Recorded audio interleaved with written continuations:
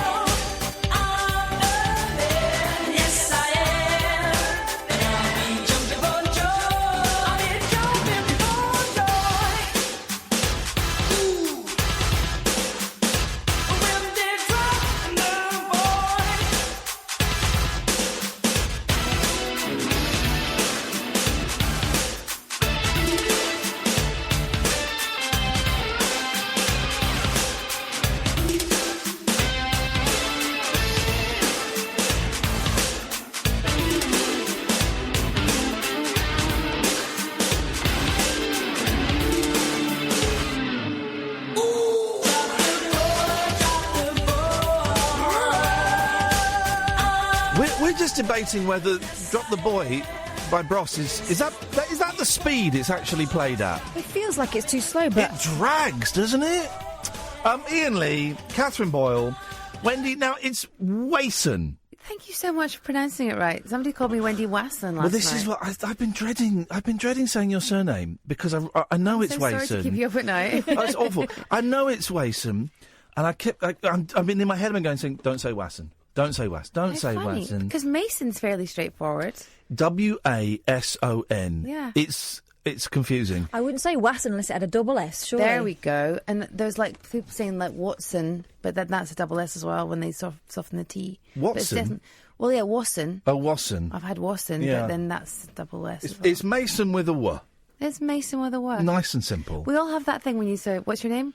It's Wendy Wason. Like Mason, but with a W. Yeah. Well, I'm Iain with two eyes, and you're Catherine with an attitude. There's so many different ways to spell Catherine. As long as they call me Catherine, I'm fine. Little introduction. So Wendy is a comedian, actor. Yeah.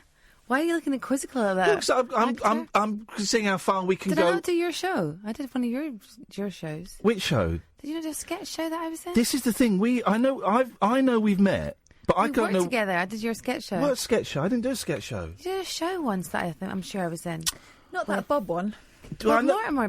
Titty Bang Bang. Yeah, I was in Titty Bang Bang. But I was only in it briefly. Did you not do a show in Mackenzie Crook? Yeah, I did a show with Mackenzie. I was in that. The thing with Tony Hadley. Yeah. Were you in that? Well, thanks for my outstanding memory. Well, no, I'll tell you why, because that never got made. That never got made. It was the pilot, and we went to watch the screening at MTV, I think. That's where we filmed it. I don't remember. I don't think I was invited to the screening. I don't remember a screening. You might have been in it, but I was invited to the screening. That's never a great sign, is it?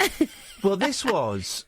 Okay, let's try and date this. Because I don't really remember that. It must have been about 2008. So it may have been a little bit further than that. Oh, 2008. It was when James Corden and Matthew Horn. Yeah. It was apparently, so those who don't know, me and Mackenzie Crook, we recorded a pilot that was written by Bob Mortimer. It wasn't very funny, actually, but... I thought it was quite good. That's really harsh. But there were some bits. I thought it was really good. We're all our own harshest judges. You may be right. I think.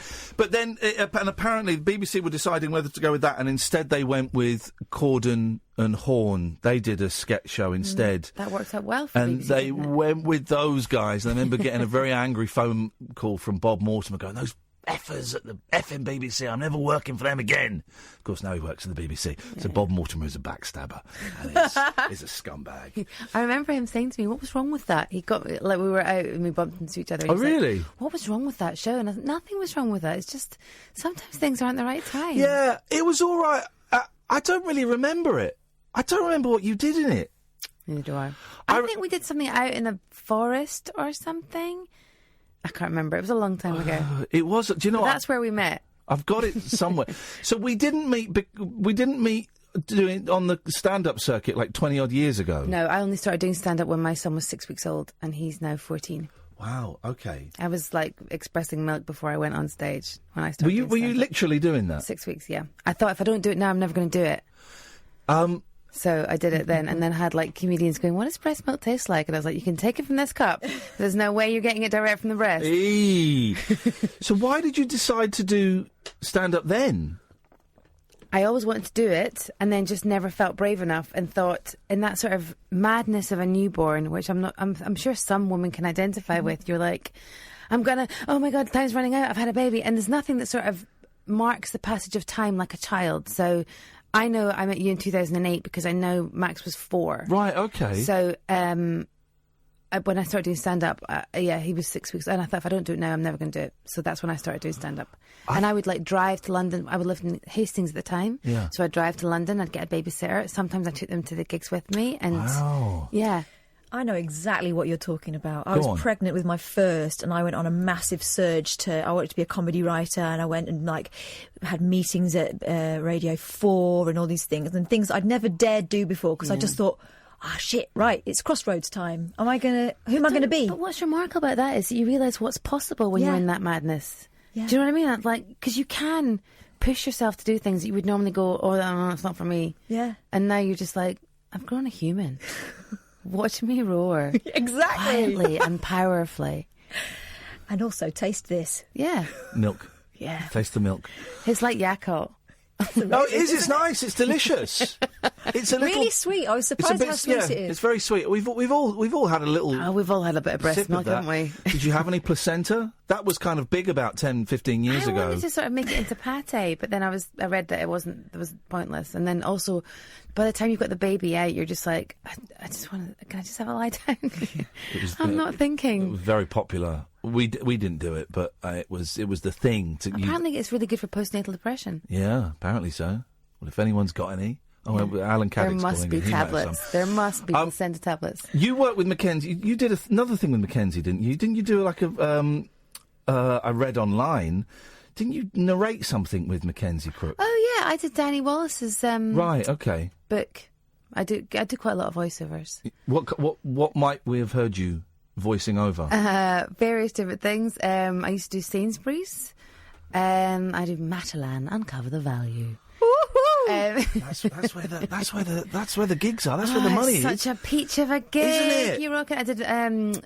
Last year, I went and did my yoga training courtesy of Virgin Mobile. Thank you so much, Virgin Mobile.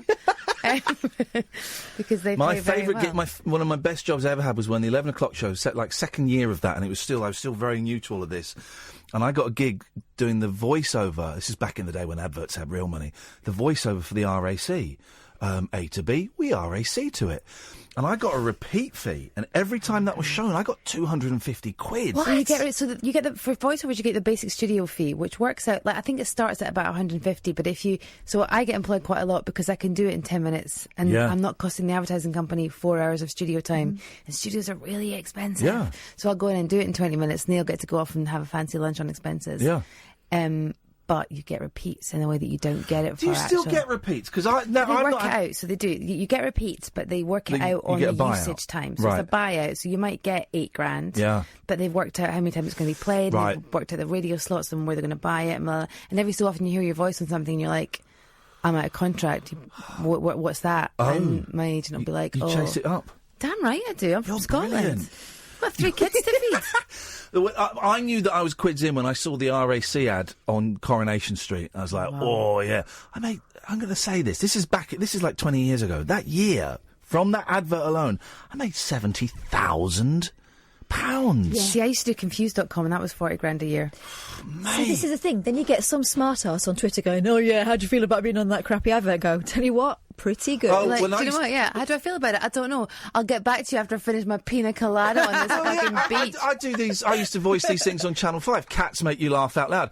And loads of tweets. Oh, your career's on the slag heap. How do you feel about that? I said, well, each episode is an hour and it pays my mortgage for a month. I'm very, very happy with it. Thanks very much. It's so funny you said that. I've got a friend who did a voiceover who shall remain nameless. And he used to do this sort of like... what idiots do, criminal sort of like police stop camera, whatever it was called. And he came to see me in Edinburgh when I was doing the festival, because I do the festival most years, and got outrageously drunk, as everyone does at the Edinburgh Festival, because the bars are open till 4 a.m. And, you know, there was some kind of hilarious story that you tell your friends but you wouldn't tell anyone else. Then he gets called in to do this police camera voiceover thing, and it's like, now we've caught these criminals on, these idiots. This is a night at the Edinburgh Festival. And I was like, no, shit. But he wasn't on it, but he spent the whole time going... What if it's a video of me running around with my trousers around my ankles? Look at this idiot. Well, do you still do Edinburgh? It's funny because now's the time of year that you're deciding, and my promoter wants me to do Edinburgh this year, and I just had a text on the way here going, you should do it. So why would you? Did you do it last year? I didn't know. I've had 2 years off, which is why my promoter's like, now you have to go back and do it. Why do you do it? Because I haven't done it for 20 years, and when people did it for 20 years, it was to get spotted by TV people and get a chat show or get a sitcom or get a sketch show. It's a trade show. It's why cars turn up at the motor show and show their new model. You're just like, hi, I'm still here. Give me a gig. Let me voice your police camera action. But are there not other ways of doing it now? Possibly, but it's really saturated with people. Everyone sort of looks at comedians and thinks they can do the big stadium gigs, and as you know, it doesn't work like that. And I think I have driven for like 200 miles for a tenner to sort of hone my craft, and I know that I'm good at what I do because I've put the hours in. And sometimes it's just a wee reminder. And also, there's a discipline at the Edinburgh Festival where you turn up every day and you do the same show, and as comics you don't often get that. It's not like an acting job where you do the same show every, like a theatre gig, we do the same show, and it's quite, I want to say rewarding, but rewarding is the wrong word. It's sort of like, it's fulfilling, I think. You come away better. However many times you've done it, you come away better. It's the 10,000 hours thing that the Beatles talked about, and I think it's that you just do it every day, and you learn things about you, and you learn things about the show, and you learn things about what people find funny, and it's interesting, but it's expensive to do because you don't make any money. You still don't make money. There's no one's found a cheat around that of... I don't know where the money goes. It's the most heavily sponsored arts festival in the world. Yeah. And all the comics, so people are like... I remember somebody tweeting me and atting me at the tweet saying, I didn't laugh once, you should be ashamed charging 12 quid for that. And me going, I didn't even know my tickets for 12 quid. It's nothing to do with me, pal.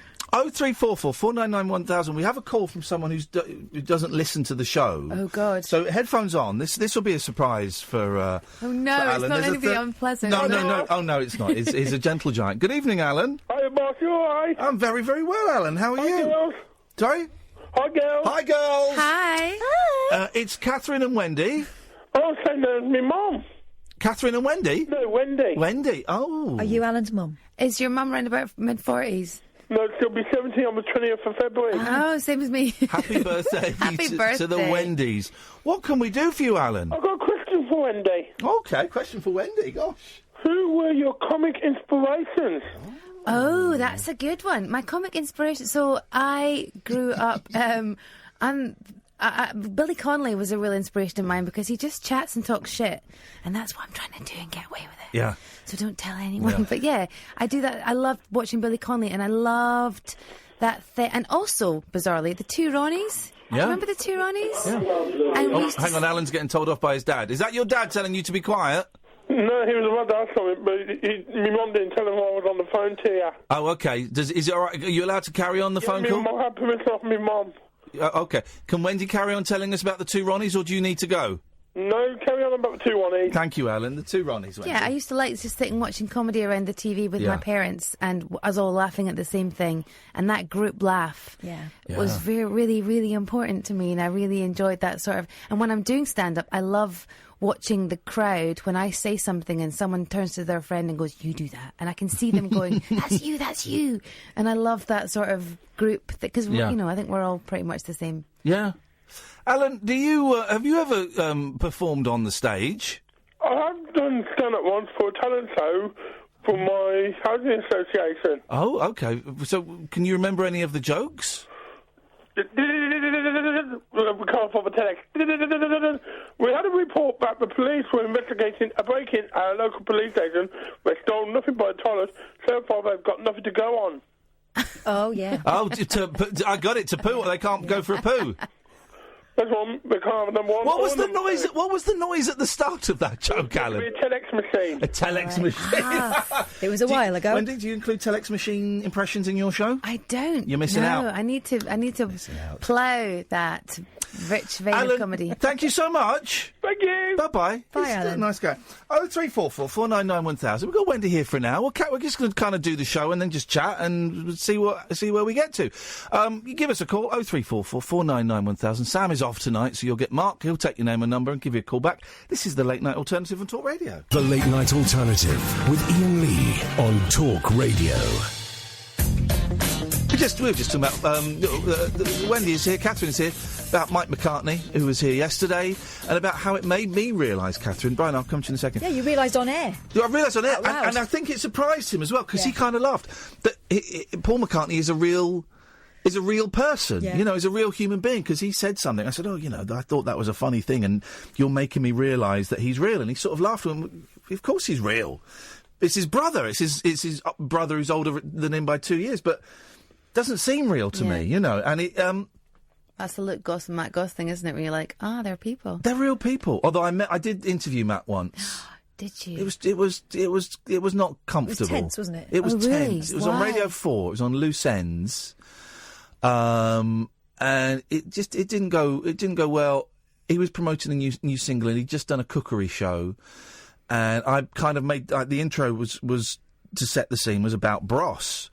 And after the intro, he kind of turned to his manager, who was in the next studio, and went, "That was the worst intro ever." In front of you? Yeah, in front of everyone. There's a lot of people there, and so I kind of thought, right, well, I'm not going to mention your new single till the end, and it just got really uncomfortable. And I kind of remember having to get out of there quick. But as an adult and a parent, you know that when someone says that, that's nothing to do with you. That's them. Yeah. That's them going, "Do I have any power here? Here's my power. Okay." I think both of us handled it quite badly. Oh, I think really? I was a bit of a dick, and he was a bit of a dick, you know. And having seen that documentary, Yeah. you realise, right, here's someone who's been so burned in the past Yeah. that he's so defensive about everything. He thinks everyone's taking the piss because a lot of the time they are. Yeah.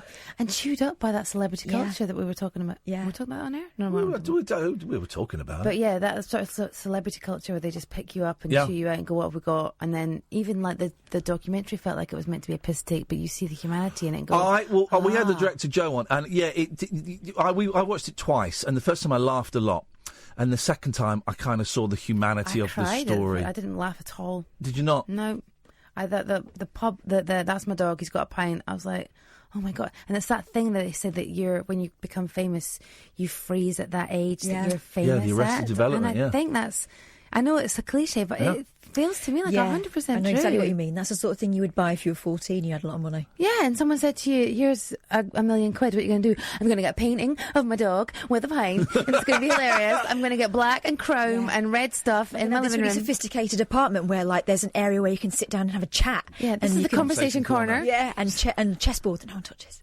All that stuff, you know. But I did see it like a 14-year-old is what I saw when I looked at it. I saw my wee boy in it, and I was like, "That's what if my Max, who's 14, had been given like money to go and make that's what he'd do. Yeah. He'd put a hot tub in the living room, all that kind of sort of 14-year-old shit." Yes. Let's go to who have we got here? Where's my mouse gone? Evening, Brian. Hi, Ian. Hi, Catherine. Hi, Brian. I'd like a couple of questions for the female comic. Hi there. Let me just check. Let me just check female who that comics is. to get these days. She's called Wendy Wason, and she is. I've just touched the age. I beg your pardon. That's all right, Brian. That's all right, Brian. That's fine. We know you meant no ill. My basic question is, I really like supporting my local comics. I like Jason Cook and Stephen Petty. I don't know whether she's heard of them or not. They're from the northeast of England. I know Jason Cook very well. I did an Edinburgh show with Jason Cook in 2008. Great, honestly. He's very good. He's very funny. Yeah.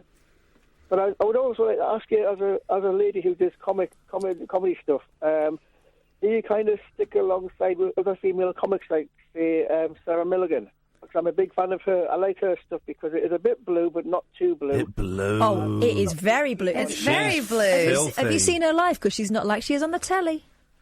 Oh, I've seen her on the telly, yeah. No, but have you seen her live? Because she says the C word and everything. I've not had to go down there, you know. So what's your question? Sorry, I missed your question. Do I hang out with female comics? How do you find your material, and have you ever been booed off stage? And Hang on, that's a completely different question. I don't find them quite funny. How do you cope with it? How do you get booed off stage? I've never. Have I been booed off stage? No. When I first started, I did a gig in King's Cross. And King's Cross in London is quite famous because lots of Scottish people just get the train down from Scotland and drink all day and arrive in King's Cross and then go to the nearest pub. And I did a gig in this pub, and everyone in there was absolutely hammered. And I'd only been going for about, I want to say 8 weeks, 9 weeks. And the compere, this guy stood up and said, "I'm on lithium, and I shouldn't be taking alcohol with my lithium." And the whole room got frightened, and I didn't know how to deal with it. And I said, "Does it make me any funnier?" And he went, "Oh, ha, ha, ha," laugh at the mad guy. And the whole room. Wow. And I was like, oh.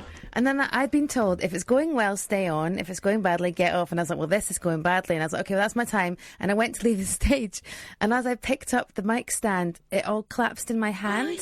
So I had to stand there and wait for this little dribble of applause to run out as the compere came back. And so I was like, yeah, and Wendy Wason! Wow. So it's not booed off stage, but, you know, that's definitely... Yeah. It had a very uncomfortable ending to a set. But now, because I haven't done stand-up for years, and me and Kath do some live shows together, but it's kind of it's sort of this, basically, in front of an audience. I haven't done stand-up for, 20 years. But now I like it when things go wrong. Now I'm older and I'm more comfortable with what I am on stage. I like it when it goes uncomfortable. But there's me and you on there. It's not like you're there on your own. Yeah. But the thing is, when it's uncomfortable, that's cool now. And I've been going for 14 years, as I said. So the longer you do stand-up, you get this little bag of tools that you put stuff into. And when it goes wrong, you call it and go, my goodness, this is going well, isn't it? And you all have a collective, oh my God, isn't this awful? But when you first start out, you're just like, they want me to be funny, and I'm not to be funny, and all that's going through your head. Yeah. Whereas, there's things like, if you want a round of applause, you lean into the audience, and there's things that you can, like, even like, there's a Darren Brown thing when you end the show and you go, and thank you, ladies and gentlemen, that's me, and you put your hands up in the air, and they stand up and clap. And you're like, wow, I've literally just demonstrated that I want you to stand up and clap, and you're doing it. And so there's all those little tools that you get, but 8 weeks in, I was just like, so not booed off, but definitely. Brian, have you ever booed anybody? Oh no, not at all. I mean, I've only just recently got into comedy stuff. I mean, over the last couple of years, I just remember some of the old comics from my area. I'm not too keen on Roy Chubby Brown. I think he's a bit heavy going. I don't think he's still on the circuit anymore now. Roy Chubby Brown is still going. He's still going, yeah. And where exactly are you? It's in the north. I'm in Colour Coats and Whitley Bay. Colour Coats, I know it very well. I know Tynemouth and North Shields very well. Wow, here we go, look. But I had an ex-boyfriend who was a dentist who now works in Tynemouth, bizarrely. But I do the Stand in Newcastle quite a lot. Okay. And that's one of the finest comedy clubs in the country. We've been there. They do the most amazing Sunday roasts. They also do the most amazing bacon maple cheesecake. Do they? That I've ever had in my life. Dirty. Yeah, you have to have that. It's gorgeous. We did a gig there, and I think we had 34 people turn up. But they gave us free food. They were loud, and they gave us free food. It's incredible. Newcastle Stand is one of the finest venues in the country. I love it. I love that. And I never run over because I'm a very lazy comedian.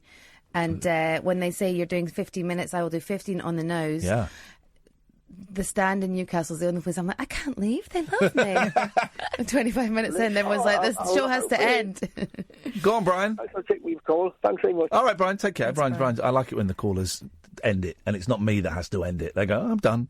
I've said what I had to say. I'm out of here. Wendy's wanging on. Wendy's wanging on. Tell you where else we had a brilliant time, and they were ready to go, weren't they, from the get-go? Yeah. The Glasgow Stand. Glasgow. I've got to email them again and sort out another day. But you know what's That's different about some venue. Glasgow? You go into Glasgow, some gigs you go on stage and you're like, oh, how's this going to go? And the audience is like, how are you going to be? Whereas Glasgow Stand, before you walk on stage, they're like, this is going to be amazing!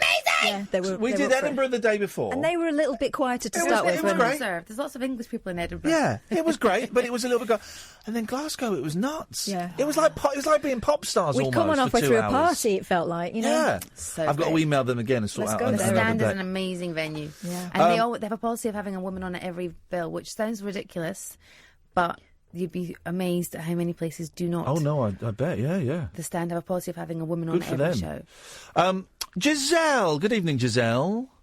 Good evening, Ian, Catherine. I like the fact whenever Giselle comes on, Giselle is a nervous caller. I don't think she'll mind me saying that. But quite often she hangs up in a very rude way. But also when you come on, Giselle, it's always like we're circling each other 6 feet apart, staring each other in the eyes, waiting for someone to pull out a samurai sword or something. Do you know what I mean? Do you get that vibe as well, Giselle? I get that vibe. I know what you mean. Good. Well, because I'm watching you. I'm watching you. Nice to talk to you, Giselle. What have you got for us tonight? Well, it's my birthday next week. What do you want, a present? You want a cake or something? No, I want some ideas of what to do because it's on a Tuesday and no one's bloody free. Right, okay. Okay. Let me think about lonely birthday activities. No, hang on. Are you doing? No, hang on. Do you want to do this on your own, or do you want to try and somehow trick people into hanging out with you? Well, you know, either I'm capable of, but tricking people into hanging out with me. Oh, do you know what I was going to suggest we do? I was going to suggest we give the show to you on Tuesday, but we're not in next Tuesday. No. Because of the Brexit vote. They're making us take the day off and they're getting grown-ups in. We'll talk about Brexit in a minute, Wendy. I can't bear it. We Anyway. need to get your thoughts on it, please. It's very important. It's what you're here for. What about a pyjama party? Do you know what I meant? I'm not going to ask how old you are. I started it, but I'm not going to ask that, Giselle. I really missed being 16 and having all my girlfriends around eating a pizza and watching telly in your pyjamas. Sleepover. Get an airbed. Yeah. Get your films of choice there. Boom. What women want. What? No, I'm thinking Pretty in Pink and The Breakfast Club. Well, I'd like to. Giselle, I don't know, would a sleepover be something? No. Giselle doesn't sound excited by that. You can tell that I'm the mother of 3. I'm like, just go to bed. Let's get to bed. Let's get to bed at 9. So when my kids came over after Christmas, Boxing Day, and so they're going to be 7 and let me get this right, 7 and 9 soon, and their niece and nephew, who are 13 and 11, my niece and their cousin came over as well, and I'd said to my boys, I said, look, it's Christmas. I bought them a Chupa Chup tree, as recommended by Catherine. So I said, it's Christmas. I said, if you want to stay up with your cousins all night and they're up for it, I'm happy for you to stay up all night. All night if you want. Classic dad doing that. The mum gets them back tired. No, I had them for the next 2 nights after. So I was good. But that was when they fell asleep on me at 6 o'clock the next day, and I got to watch Bros. But they loved it. And at 4 o'clock in the morning, I had to go down and say, look, maybe we should turn Fortnite off now, and maybe we should watch a movie or something, knowing it would knock them out. But there is something magical. I'd forgotten how exciting it is for kids to stay up with their mates and have their mates over. But also, there's something magical as well. Like, have you ever, like, you know, when you're filming something and they come and they go, the car's picking you up at 4:30, and you're like, oh my God, 4:30 in the morning. Yeah. And then you're up before anyone else. That's great. And you're like, I'm in on this secret. No one else is up, and it feels brilliant. Yeah. I don't know what that is. There must be a German word for it, surely. There's something. Sometimes I get home about 2:30, 3 o'clock in the morning. That is the joy. And now I've moved out into the countryside, and on a clear night, I just stand on my driveway and just look up at the sky. And again, it's like I'm seeing a secret. You can see the stars because you don't have any street lamps. You can see the stars. It's incredible. So maybe not a sleepover, Giselle. But what about a Chupa Chups tree? Excellent. That's only 20 quid on Amazon, isn't it? Exactly. Only 20 quid. Do you want to do something on your own, Giselle, or do you want us to send Alan Caddick? What is the framework for this? He's good entertainment, but I don't have kids, so... Okay. Stop showing off, Giselle. No, Daniel Sloss is playing, and I haven't seen him before. Do you want me to call Daniel and get you on the guest list for Daniel Sloss? He's a very good friend of mine. Can you get Giselle on the guest list? Serious? I can. Do you want to go on the guest list? Where are you, Giselle? Why not? Sure. Where are you? Sure, why not? Norwich. He was playing the Playhouse. On Tuesday? Yep. And do you want a friend? Wow. Do you take a friend? I can probably drag one along, but everyone Giselle is working. plus one. Everyone is busy. Do you want a plus? Listen, this is happening because Wendy's a great human being. Do you want plus one? And if you can't find anyone, you can't find anyone. Sell it to somebody. So now listen, you are, because she's texting him now. You are going to go, aren't you, Giselle? Yeah, I will. That's very sweet of you. Thank you. And give us a call. No, you don't. Obviously, if you have like an anxiety attack or something, you don't have to go. And I'm not going to judge you. So I didn't mean to put that pressure on you. You must go. But if you do, can you give us a call on Wednesday and let us know how it goes? I will give you a bit-by-bit running commentary review. I tell you what I'm going to do, Giselle, is I'm going to put you back to Mark. This is like proper radio show, so that you can give him your surname off air. Yep. And then because otherwise there'll be loads of people just rocking up. I'm Giselle. I'm Giselle. Sorry. I'm Giselle. Yeah. I'm not a regular on radio. Like, yeah, just turn up and say you know Wendy. Giselle, we're going to put you back to Mark. Thank you. There you go. Can you give us anything free? No, I don't know if I can do. I've just texted Daniel to see what happens. Okay, well, can you give us some What would free... you like? I can give you a free hug. Oh, wow. Well, There's some people that would saw their foot off for that, Iain. Well, okay. Let us know if he gets back. Because Okay. I imagine if Giselle rocks up. No, there's not got your name on here. What are you Well, it's talking a about? birthday she'll never forget. It's got her out of the house, Do you hasn't remember that it? birthday we stitched Giselle up and made her cry? And Daniel Sloss will be like, Wendy who? Never heard of her. And then on top of that, the Brexit vote. Happy birthday! So that's the thing, dear listener. We probably won't be in on Tuesday if the Brexit vote goes ahead because the boss wants grown-ups to come and do a grown-up Who are they show. going to get to do it then? Just like Theresa May, because she's got nothing else on. Well, last time it was George Galloway and some other people to talk very seriously about Brexit and stuff. I mean, we could do it, but we'd rather not. I don't fancy it. I'm quite looking forward to having a night off. But it means we're going to do a Saturday instead at some point. So it all works out. 0344 499 1000. This is Talk Radio, dear listener. The Late Night Alternative with Iain Lee I'm a nut job, but not that kind of nut job. on Talk Radio. Honest to God, it's the new Breaking Bad. Oh no! Hang on a second. We're getting a celebrity name drop here. So, Wendy, where were you sat next to Jackie Mason? I was at the Groucho Club having dinner. Sorry. on, to be come an absolute- on. I'm not a member there anymore. I only did it for the free membership when they used to hand them out to comics for gigs. And I sat next to Jackie Mason. I'm just saying about how when you were saying you're never done as a comic, you're always sort of working and I sat next to Jackie Mason and he was at the next table having dinner on his own and I was kind of like, do I interrupt? I don't want to be that guy. Do I interrupt him? Sometimes you have to. I don't want to be that dick, but I just want to just register. And some people love it, right? They light up when they're treated like the superstar. And he did. So he was sitting on his own after his gig, obviously having his dinner. And I said, I'm really sorry to interrupt you, Mr. Mason, but I'm just a huge fan. And he was like, thank you. What do you do? And I was like, I'm a comic. And he was like, comedy. Don't talk to me about comedy. And then he started going into a bit. And I was like, no, you don't have to do a bit. It's okay. I just wanted to say you're great. He was like, yeah. You want to say, don't talk to me about what I say. And I was kind of like, oh, God. This is another bit. He just can't switch it off. Yeah. And he was like, in his 80s. And I just had that moment of going, oh, thank goodness that I'm not as dedicated a comic as Jackie Mason because I can just sort of sit and watch telly. Can you do that? Can you go up to people and say, obviously you could then, because could you go up to famous people and go, I just got to say, I think you're brilliant, and because I'm learning to.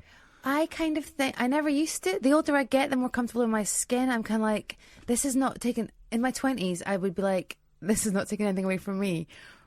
But this is making me look less cool. Yeah. Whereas now I'm 40, I'm like, Yeah. this is not about you. This is about you admiring someone's work. Just go out and say, I admire your work. I saw Nigel Planer yesterday, and I'd walked past him about 6 months ago and then tweeted, I just walked past Nigel Planer. His album he released in the 80s was a big thing for me. And he tweeted back, oh, thanks. And I was stood next... Did you have a little flush? I did have a flush, but I was stood next to him last night, and I sort of came out of the toilet, and Nigel Planer was there, and I turned around, and I was waiting for Kath to go out of the toilet, and I just thought, oh, sod this, just go and say hello to him and say thank, you know. And I went and said hello. I said, oh, we were tweeting a few months ago, and I just want to say, you know, thanks for that record you did. I thought it was brilliant. And he was like, oh, and he was chuffed, you know, he was chuffed. And why wouldn't you be? Somebody's giving you a compliment. But that's that thing you were saying about being real people. You don't want to encroach in a celebrity space. And sometimes if they're with their families, like my husband's on a show in Sky One, and I can see sometimes he gets recognised. And we were skiing in Austria, and someone came up to him and said over the Christmas break, hi, I'm a huge fan of your work. And the kids know that if someone's giving feedback, you sit there and you're really like, but I also know my older ones are just waiting. She was like, you were so great in that show, and it was so great, and we watched it every week. And I can see the older ones just going 5, 4, 3, 2, and then she walks away and they just rip into their dad and slag him off. Brilliant. Oh, that's good. My kids... Does that make it worthwhile? Do you want to kiss her? My kids had never really seen that with me, very, very occasionally. And then I did I'm a Celebrity in 2017, and suddenly for like 6 months I was more famous than I'd ever been in my life. Really? It was incredible. I took my boys to a pantomime the week after I got back, and I was mobbed by 190 kids screaming at me and walking towards me. And my kids were terrified. But after that, they found it hilarious. And we would get home and they go, well, Daddy, you only had 13 selfies today, and it was 15 last time, so you're 2 less famous than you were last week. The kids just think it's hysterical, though, don't they? And it is. It's ridiculous. But they know to respect the fact that people who watch our stuff pay our mortgage, so there's a respect there. Yeah. But as soon as that person's gone, you're fair game. Yeah. You are fair game. Oh, I'm glad they rip into him. That's hilarious. Rip the shit out of him. Yeah. It's I got my fingers burnt going up to someone. I met a Beach Boy in an airport in Los Angeles. I love the Beach Boys. Right. Man. And wrote a song about Wendy, obviously. Of course. I was thinking of starting it. Not ideal. It's a good song, isn't it? Wendy, what went wrong? What went wrong? Yeah. Was Wendy the sister-in-law, or we was went she together the for wife? so long. Wendy Wendy's the daughter. Well, there's a whole different kettle of fish there. I can't remember what the wife was called. Because I know that... The wife was called Catherine. The one who won the prize I've got a Beach Boy story as well. Oh, have you? Yeah, he was nicer to me than he was to anyone else in the room. Oh, Bruce Johnston when we were at Beach Boy. But, yeah, wouldn't it be nice? You think, oh, what a beautiful song about, you know, longing, and if only we could be together. It must be sort of a teenage thing. No, he was singing about his sister-in-law. Well, I don't know if... where have you got that from? That was I'm pretty sure that was in that Brian Wilson... I don't know. I mean, some of the songs will be about his sister-in-law, definitely. But I don't know if that... I don't know this story. So did he fancy his sister-in-law? Brian Wilson, yeah, totally. Oh, I didn't know this. Oh, yeah, well... I like the songs. I didn't delve into their background. I met Al Jardine at LAX. It's a it's a very dirty... Is it? Oh, it's a mess. It's very showbiz and very LA in the 60s. When you grow up around the Beach Boys, Fleetwood Mac, right, all seems so kind of peachy keen and wholesome and everything. Well, and then Charles Manson was involved in the Beach Boys. Yeah, then you find out about what was going on in the background and what inspired the song. Basically shagging and drugs.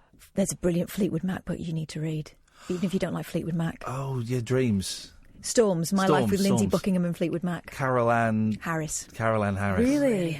We'll get it for you as a present. Get it for me. It's a great book. But Al Jardine was rude to me. I went up to Al Jardine in the airport. I was very nervous. And I went, excuse me, Mr. Jardine. I called him Mr. Jardine. And he had his back to me and his shoulders went down and his head went down. And he turned around and went, yeah, what do you want? And I just wanted to say thanks so much for the music. Yeah, okay, sure, thanks a lot. What prick? Yeah, he was. And you know what? It's your job. You get the big bucks because you have to put a face on and smile. Yep, That's part of the gig. And That's like when Cara Delevingne was moaning about doing press junkets, and you're just like, it's the gig, mate. Shut up. That's what you get paid for, is the crappy bits. You don't get paid for doing the film. Doing the film's easy. Doing something you love is easy. Yeah. What you get paid for is not working and getting hassle. Yeah. That's what the money's for. Deal with it. Sorry. That's all right. I enjoyed that. What are you doing at the moment? I am doing a podcast called My Younger Self with Maddie Anholt, who is on talk radio quite a lot, but it's basically... I know I've heard that name. name. Yes, I can't think. We did a show together, and she was asking me for advice, and she's 30 and I'm 45, and I was like, mate, don't... I swear to God, in 5 years' time, this will mean nothing to you. And she's like, we should do a podcast about this. So basically, it's like 25 minutes of things that you worry about at 30, and at 45, you're like, you shouldn't be worrying about that. You should be worrying about your credit rating. Right. Worry about your credit rating and sort that out, because when you come to get a mortgage, that's the shit you're going to need to... Yeah. So basically, it's about... moving on from boyfriends who are dicks and... Well, do you know what I mean? That sort of thing that you worry about. I was just thinking, I remember at 24 feeling this, but at 30 feeling so old and feeling so I'm at one with the world, I'm an adult, I'm a grown-up, I'm interacting. At 30, now I'm going to be 46 this year, and I look back at 30 and I was a baby. I didn't know anything. I mean, I was still drinking and taking a load of drugs, which wasn't helping, but I didn't know anything. I was a baby, man. Spent a lot of time fussing over nonsense that didn't matter. Stuff that you don't care, and you're like, oh, what's the latest makeup to wear? And you're like, don't worry about makeup, skincare. It's all about the skincare. Put that foundation it's all about down. what you put in your body. Get some vitamins in there, because that's going to come out, and all that stuff that you don't think. What's your podcast called? It's called My Younger Self. Okay, so I'm having some of that.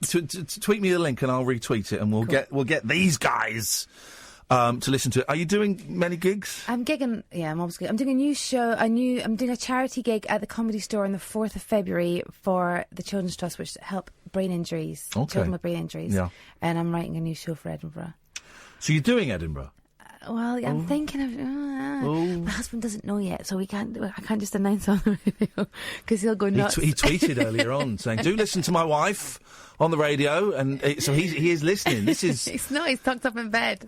I know this. I left him tucked up in bed really? when I left. Is he working at... I don't know who he is, so I'm not prying out of... No, my husband's called Stephen Hagan. He is a Northern Irish actor who was in a show called Lucky Man on Sky One. Oh, okay, yeah. Played James Nesbitt's brother, and he's just wrapped on a show called The Medicis for Netflix. Okay. Where he played Leonardo da Vinci. Oh, I say. And it was filming in Italy, so he'd come home being all like, well, no, you're not Leonardo da Vinci, put the bins out. Dick. You maybe... And also in Italy, they'd be like, hey, Leo. They'd call him Leo on set. Yeah. And they took him to Vinci, because obviously Leonardo da Vinci is Leonardo from Vinci, which I didn't get. I didn't know. Thank you for that. Yeah, we go. Welcome. I didn't know. Every day's a school day.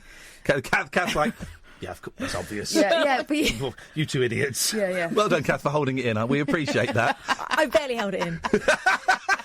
My neck was going. Your neck did go. You're like, God, why do these morons not know this? Well, it's because I'm a languages student, so, Normally. Do you speak Italian? No, I speak Spanish, but I can understand Italian. Oh, right, okay. She doesn't speak it, but she can understand it. Yeah. That's like me in Arabic. Oh, really? Sorry? No. Spanish is one of those things that if you say it with an Italian accent, Italians understand you. Is that true? Yeah, kind of. But it's a Latin The drunker I get, the language. better I am at it. That's the same with everything, isn't it? Yes, But Latin language. So I speak French. So like piscine, piscina. Yeah. What is it in Italian?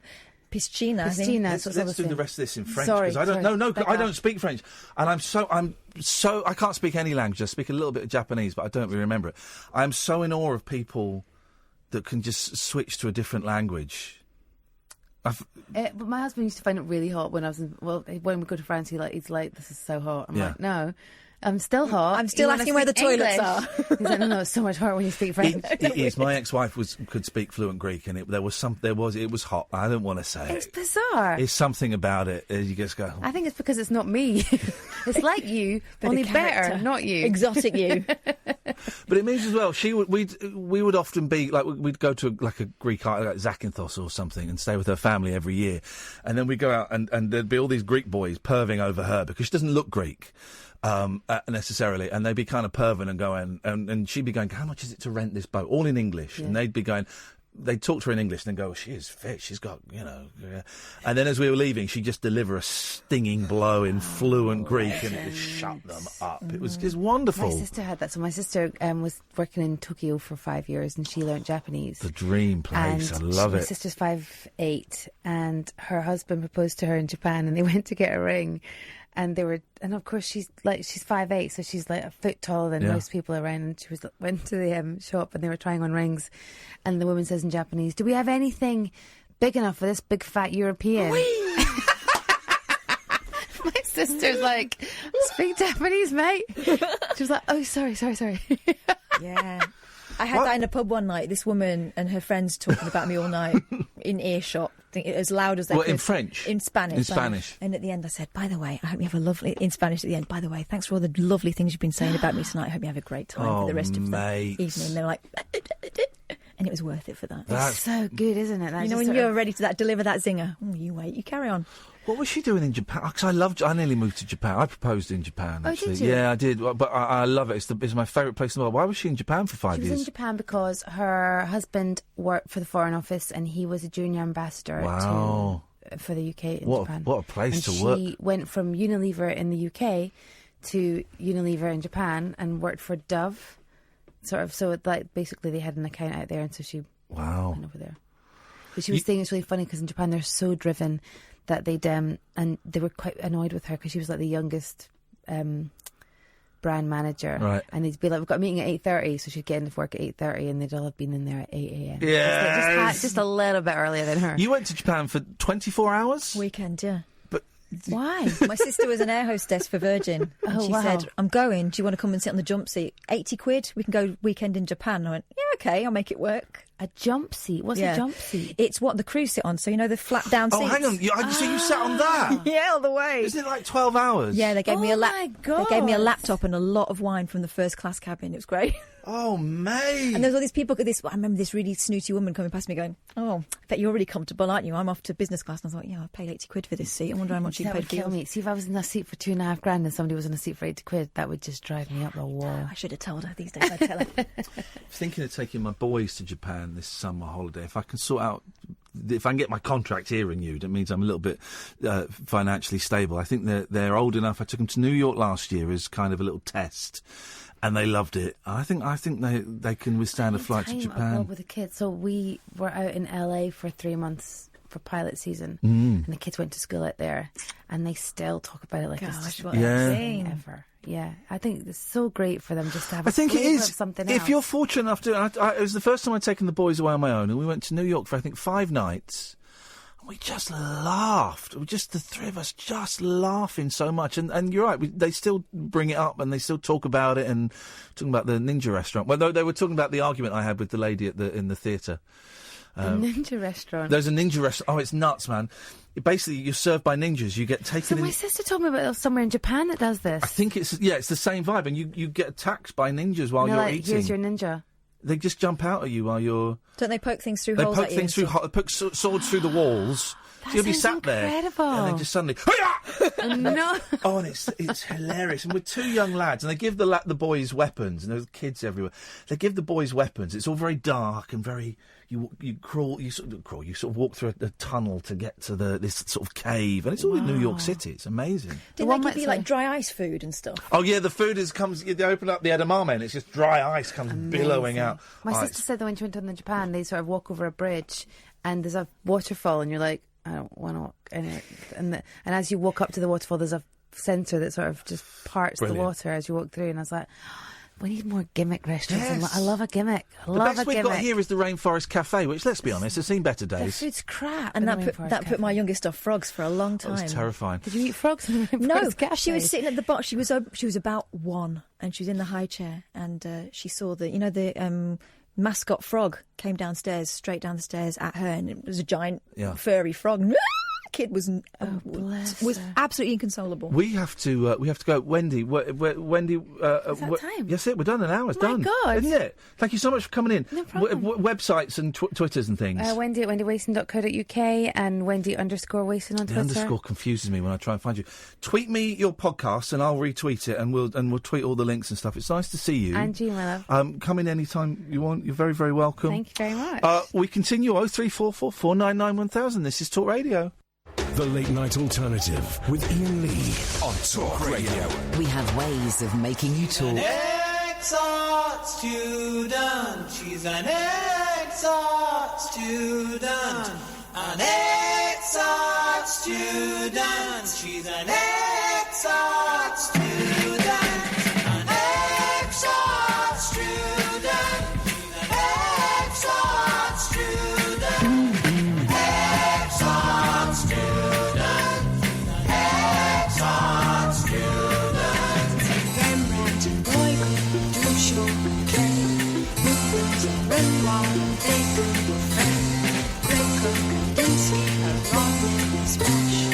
Oscar, Koshka, and Vincent van Gogh. Meet her and low heel, you live without passion. Hold down a dull job in a world of low fashion. Ambition once prickly is limpid, is static. Portfolio, your dreams lie now in the attic. Attic, attic, attic, attic, attic, attic, attic, attic, attic.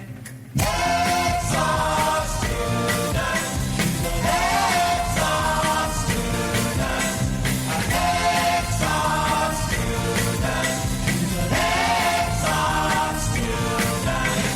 Meet her, she loves you, you live without passion. Hold down a dull job in the world of low fashion. Ambition once quickly is limpid, is static. Portfolio, your dreams lie now in the attic.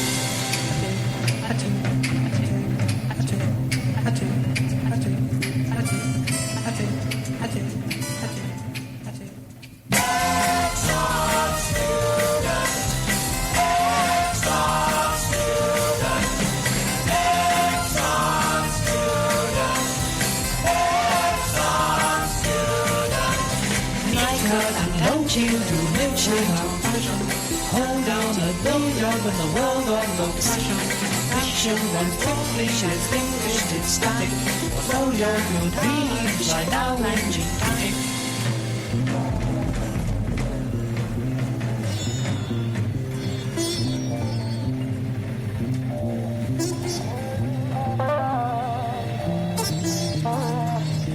Psychedelic breakdown. Dave Mason on sitar. Jimi Hendrix on guitar. Good evening, dear listener. The Late Night Alternative. I'm Iain Lee. Who are you? Catherine Boyle. 0344 499 1000. Thank you to Wendy for coming in. That was nice. I really liked her. Yeah, I liked her. I liked her a lot. I don't really remember the show that I did with Mackenzie. I know it wasn't very good.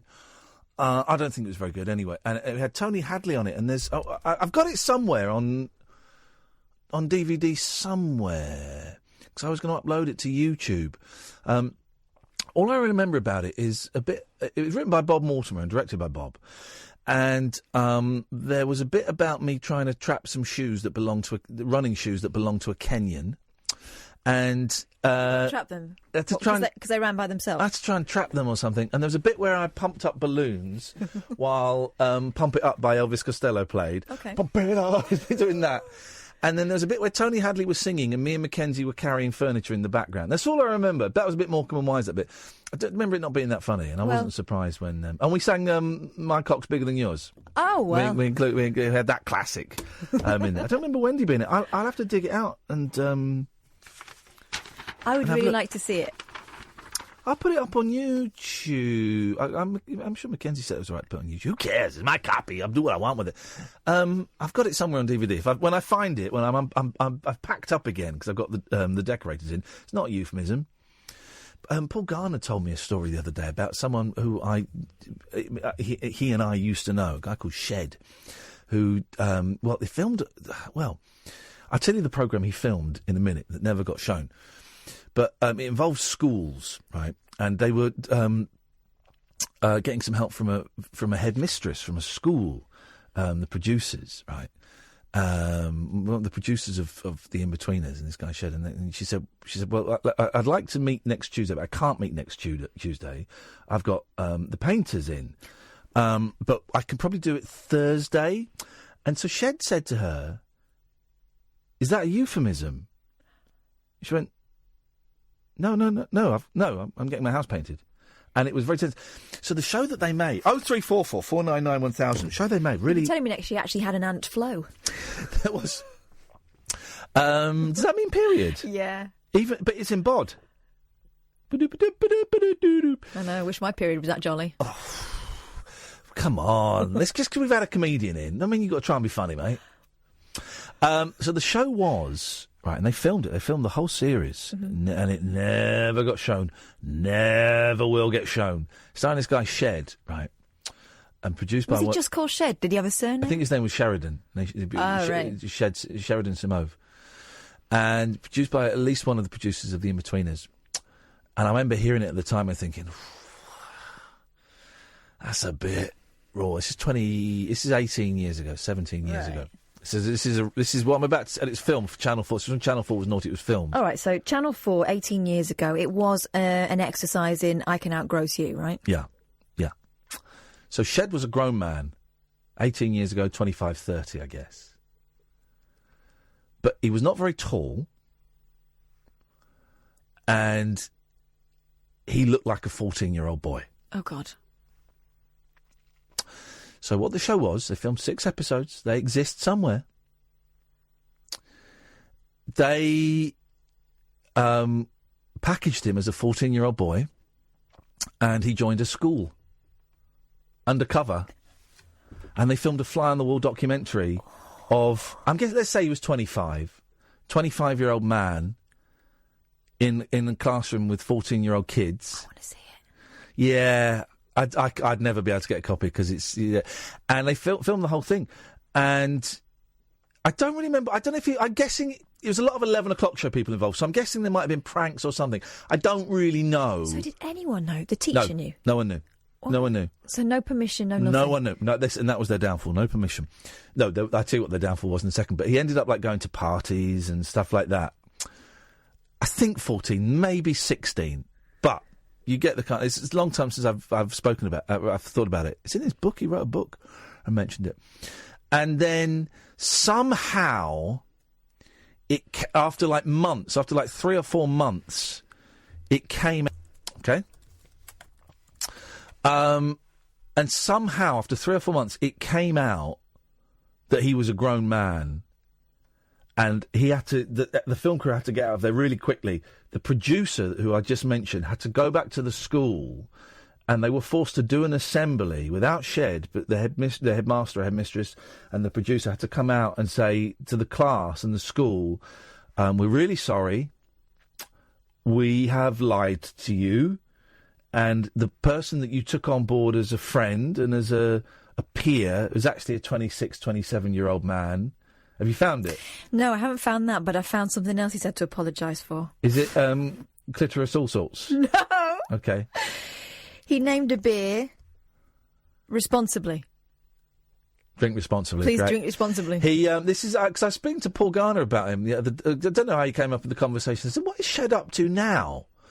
And he said, "Oh, he makes a living from puns. He comes up with puns, and then I guess makes the product and sells it responsibly." That's great. Please drink responsibly on the end of every beer advert. Yeah, so. that is genius. He also invented a fake-so inflatable speed camera. Shed was, and the thing about Shed was, he's such a lovely... I've not met him. I did a voiceover for a show for him. Yeah, that's Shed. And I've not seen him 12, 15 years. A really nice, very friendly, very warm, very funny man. Shed, if you're listening, man, give us a call. But yeah, that school's programme, that was the thing. I'll see if I can dig out some more information about it, but what you got? He's also the author of a cult book called What Every Man Thinks About Apart from Sex, a book filled with 200 blank pages. And the thing is, he makes a load of money off this stuff. Yes! People buy it. The masterpiece took about 9 days to complete from conception to publication in 2011. It proved a hit, outselling both Harry Potter and the Da Vinci Code within weeks of its release on Amazon. It's just brilliant. He does a load of that stuff, but maybe I'll get in touch with Shed, see what he's... maybe we'll invite Shed on, see what he's up to. I've not spoken to him for years and years and years. There he is with his fake speed camera.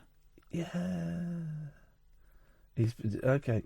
See if we can find anything about that school, because... no, I couldn't find anything at all. Channel 4 would never mention it. And these were in the days before... I mean, you'd have 30 kids tweeting about it these days. Yeah. I don't think it even... I may have... No, I'm sure he wrote about it in his book. He wrote a sort of autobiography. And I'm sure he mentioned it in that... He's on Twitter. What's his Twitter handle? Shed Simove. Let me send Shed a little tweet. Hang on a second. Sorry, dear listener. This is you can't have gold all the time, otherwise you don't. Shed Simove. I wonder if is he following me. Hang on a minute. No, he's not following me. I'm going to send him a little tweet. Do it. Hey, Shed.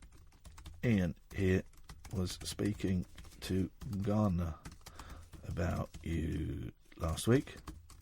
You fancy coming on my show?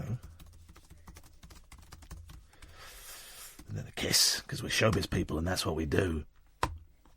There we go. Success or your money back.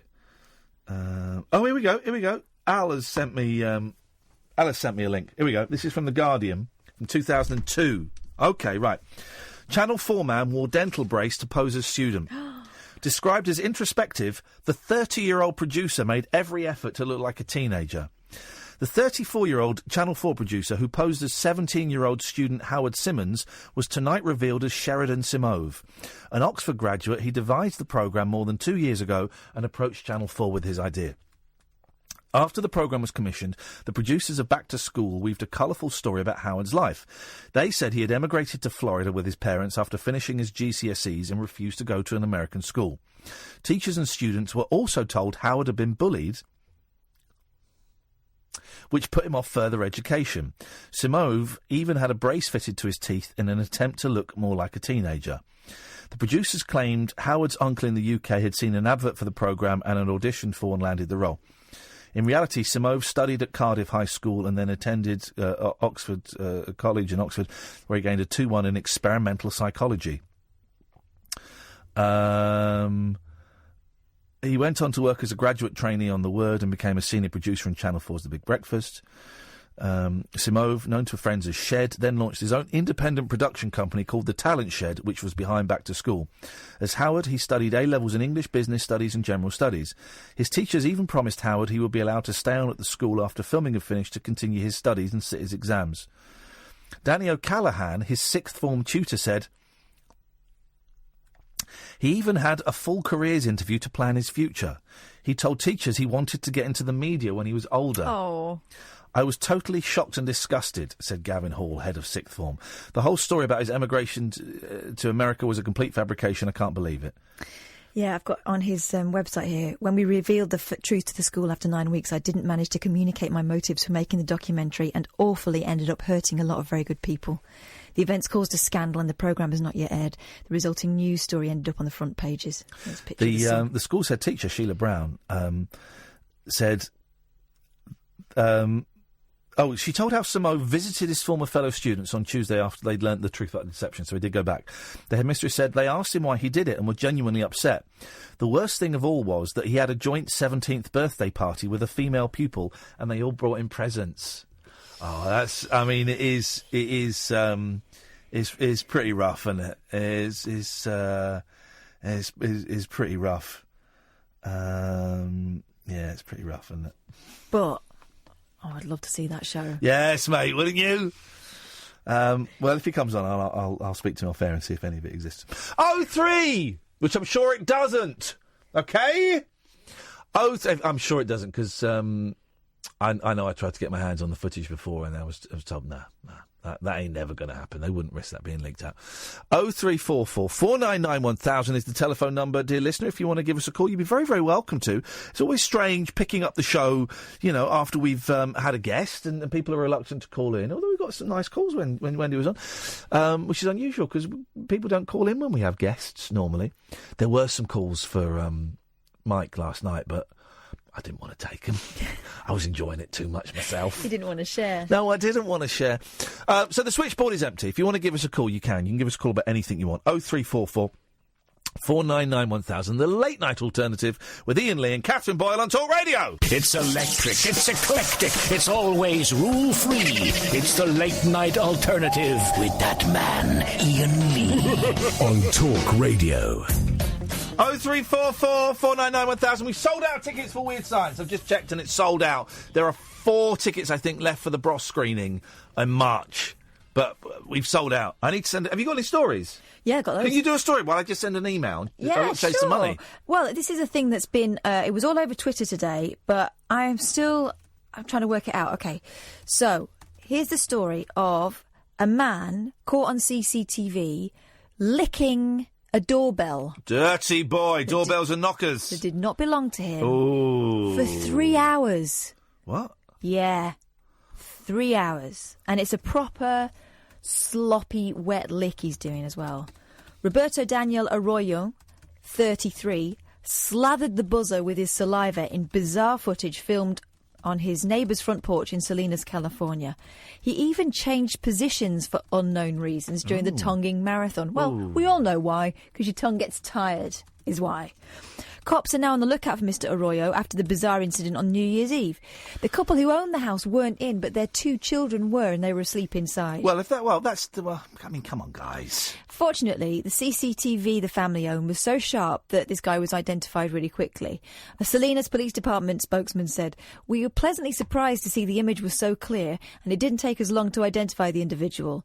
Mum, Sylvia Dungan, said she was relieved the strange incident wasn't any worse, and she told the US media, "You kind of laugh about it afterwards because technically he didn't harm anybody and he didn't break anything." This just kind of reinforces how important it is to have security within your home. The doorbell was cleaned thoroughly after its ordeal, she added. "I thought I'd seen it all, but this takes the cake," another neighbour, Francisco Javier Estrada, said. Cops said Mr. Arroyo could face charges of petty theft and prowling. Licking a doorbell. Now, that's a new one on me. That is a new one on me. I'm trying to find... Oh, wouldn't it be... You see, you sort out these hotkeys and it means you don't know where the good hotkey is. I've got... Right. We've got that. We know that exists. That exists. Doorbells. There we go. That's right. We got there in the end. Doorbells. I knew it was somewhere. I mean, would you rather not know? I think I might... I think I'd rather not know that someone had been doing that outside my front door. You ever peed on a car door handle? No. Why? Well, I'm a woman. So the what? mechanics of it are slightly more difficult. You lift up you hoik your dress under your chin. Yeah. You pull your pants down, and then as you wee, you just splash. Why would I do that? To get revenge. Nah. Or for a laugh. For a laugh. It's a funny thing to do. Cover myself in my own urine. No. Yes, you'll get some on you. That's your fault of genetics and bodily functions. But you get wee on someone's car door handle. No, thanks. There he is, licking it. And he's looking at... It looks like he's looking at the camera. Yeah. He's high on drugs. When you're on drugs, trust me, listen, I've been on drugs. I've been high on drugs. I've been low on drugs. And you just find yourself doing weird things. Or maybe he's practising. He really is. He's going for it. But he's not. I'm going to say something vulgar. He's not. It doesn't look like he's masturbating. No. Maybe it just feels nice. Maybe it's just... It looks like he's having a very sensitive snog. Maybe it just feels like a nice thing. Hey, maybe we're the crazy ones for not knowing that this is a thing. I might go and give my doorbell some action before I go in the house tonight. I won't. Doorbells. Oh, look at this. I have issues with Indians. You're in prison, mate. So unlucky. Switchboard is empty. I like this. I like this bold new direction for a phone-in show. Oh, hang on. Some of the shows at this station have been doing it for nearly 3 years. Yeah, copying again, aren't we?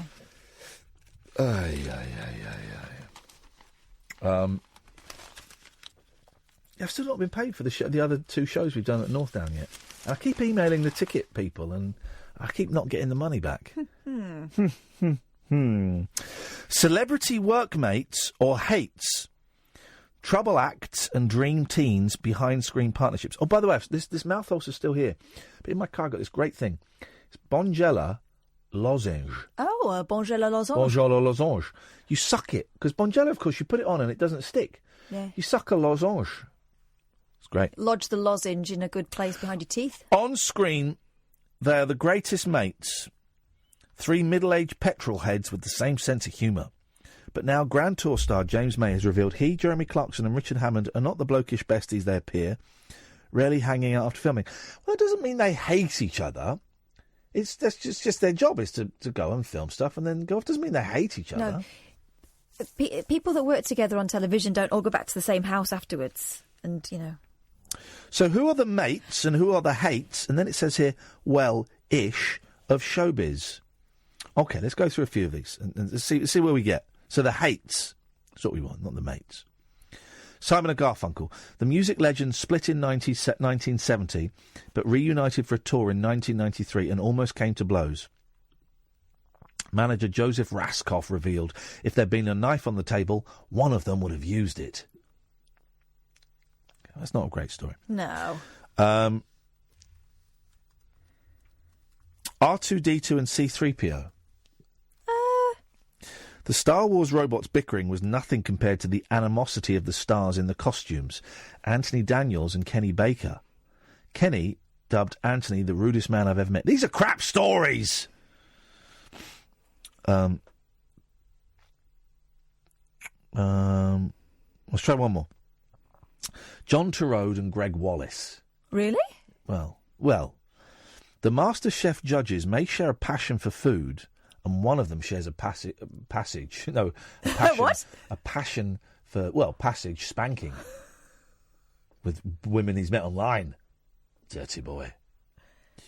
But you won't catch them sharing a pint or a bite to eat in private, even though Australian chef John was best man at Greg's wedding in 2016. Then. No, that sounds like... for crying out someone's... loud. Right, that sounds like bullshine then, doesn't it? The next year, John revealed, it's funny, we've never been friends. We've not been to each other's houses. We've had a couple of standoffs over the years. That's not a story. No, that's rubbish. That's not a story. I don't get why you'd be best man then.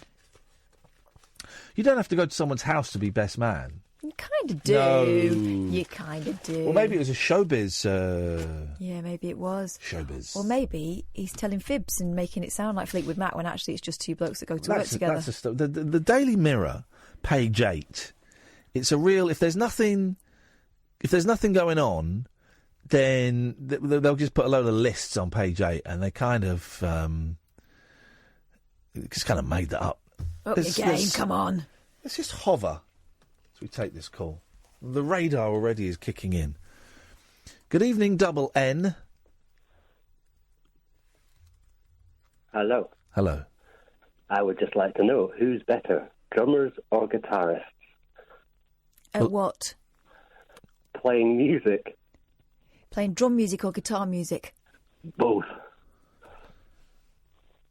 It's a bit of a paradox. It's literally not a paradox. Okay, who do you think's best, drummers or guitarists? At what? They're individual trades. Depends on the drummer or guitarist, doesn't it? It does, yes, and what era and genre. Correct. Let's turn it on its head and ask you, who do you think is the best? Bass players or keyboard players? Bass players. He's right, actually. This guy knows his stuff. We set the tone of the music. We have the backbeat in the background. Oh, he's a bass player. Else. Well, in that case, you think drummers are the best. Sort of. There we go. Thank you. I'll give you that. Thank you very much indeed. Well, thanks for your call. Love you. Are you touching yourself?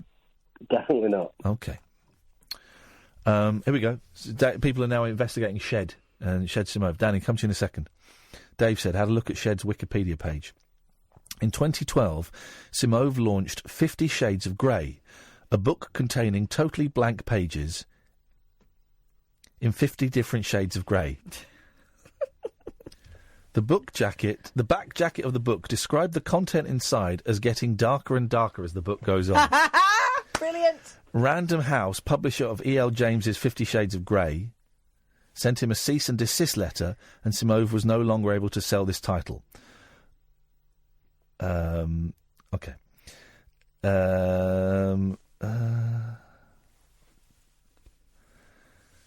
In 2014, Simove launched The Rampant Rabbi, an adult toy in the shape of a Jewish scholar. Oh, no. Adult store Ann Summers took legal action to stop Simove from trademarking the name of his product, citing the name was too close to their own product, The Rampant Rabbit.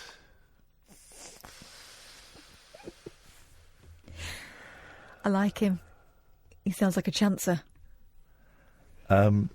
Finney's upset. Finney says, Finney won't be listening to the show because I was rude. Finney says, I defended the opinion of a... Why has Iain upset you? I defended the opinion of a person who was quoted, and even though I did it calmly, Iain responded by accusing me out of nowhere of being a wife-beater and a child molester. I find such things out of order. I'd love to see that tweet, Finney. Please. Dare. People. I'd just like to say, that kind of tweet, generally at this time of night, never comes to anything very good for the sender. No. Let's go to Dan. We'll give him one chance to show the evidence, and then we'll mute the idiot. Good evening, Danny. Hello, Ian. Hello, Danny. What you got for us tonight? I've got a couple of suggestions for your film club. Oh, here we go. Lovely. Thank you. Yes, please. I reckon you'll like them. Leroy the Last Dragon. I don't know that. What is that? Oh, it's an old film. It's about an American boy, and he's visited by the ghost of Bruce Lee. It's about that in the 80s. Oh, hang on. That's called. Isn't that called? That's No Retreat, No Surrender, isn't it? No, Leroy the Last Dragon. Leroy the Last Dragon? I do not know that movie. You're missing out. Mate, that sounds awesome. And anything else? Yeah, and Big Trouble in Little China. Oh, mate, that is a classic, isn't it? Yeah. That is absolute classic. And I've also got a suggestion for you and your boys to watch if you like the Last Navigator you watched the other day. Yeah, go on. Daryl. Have you seen Daryl? Not for a long time. This D. It stands for something, doesn't it? Yeah, I can't remember what it stands for, but it's like android or something. Oh, it's a little boy who doesn't realise he's an android, isn't that right? Yeah, that's the one. It's robot. Right, I'm going to check that out. I haven't seen that. That's an old film. I'm going to check that out. Definitely. Thank you, man. Yeah, I thought you'd like them. Always appreciate movie tips, Danny. Always appreciate movie tips. 03444991000. Unfortunately, the guy who said I accused him of being a wife beater and a paedophile, he's just blocked me after I've just asked for the evidence. He's not blocked me. I didn't call him a wife beater. I said he was a fan of Tommy Robinson, who is a wife beater. Uh-huh. And I've not called anyone a child abuser.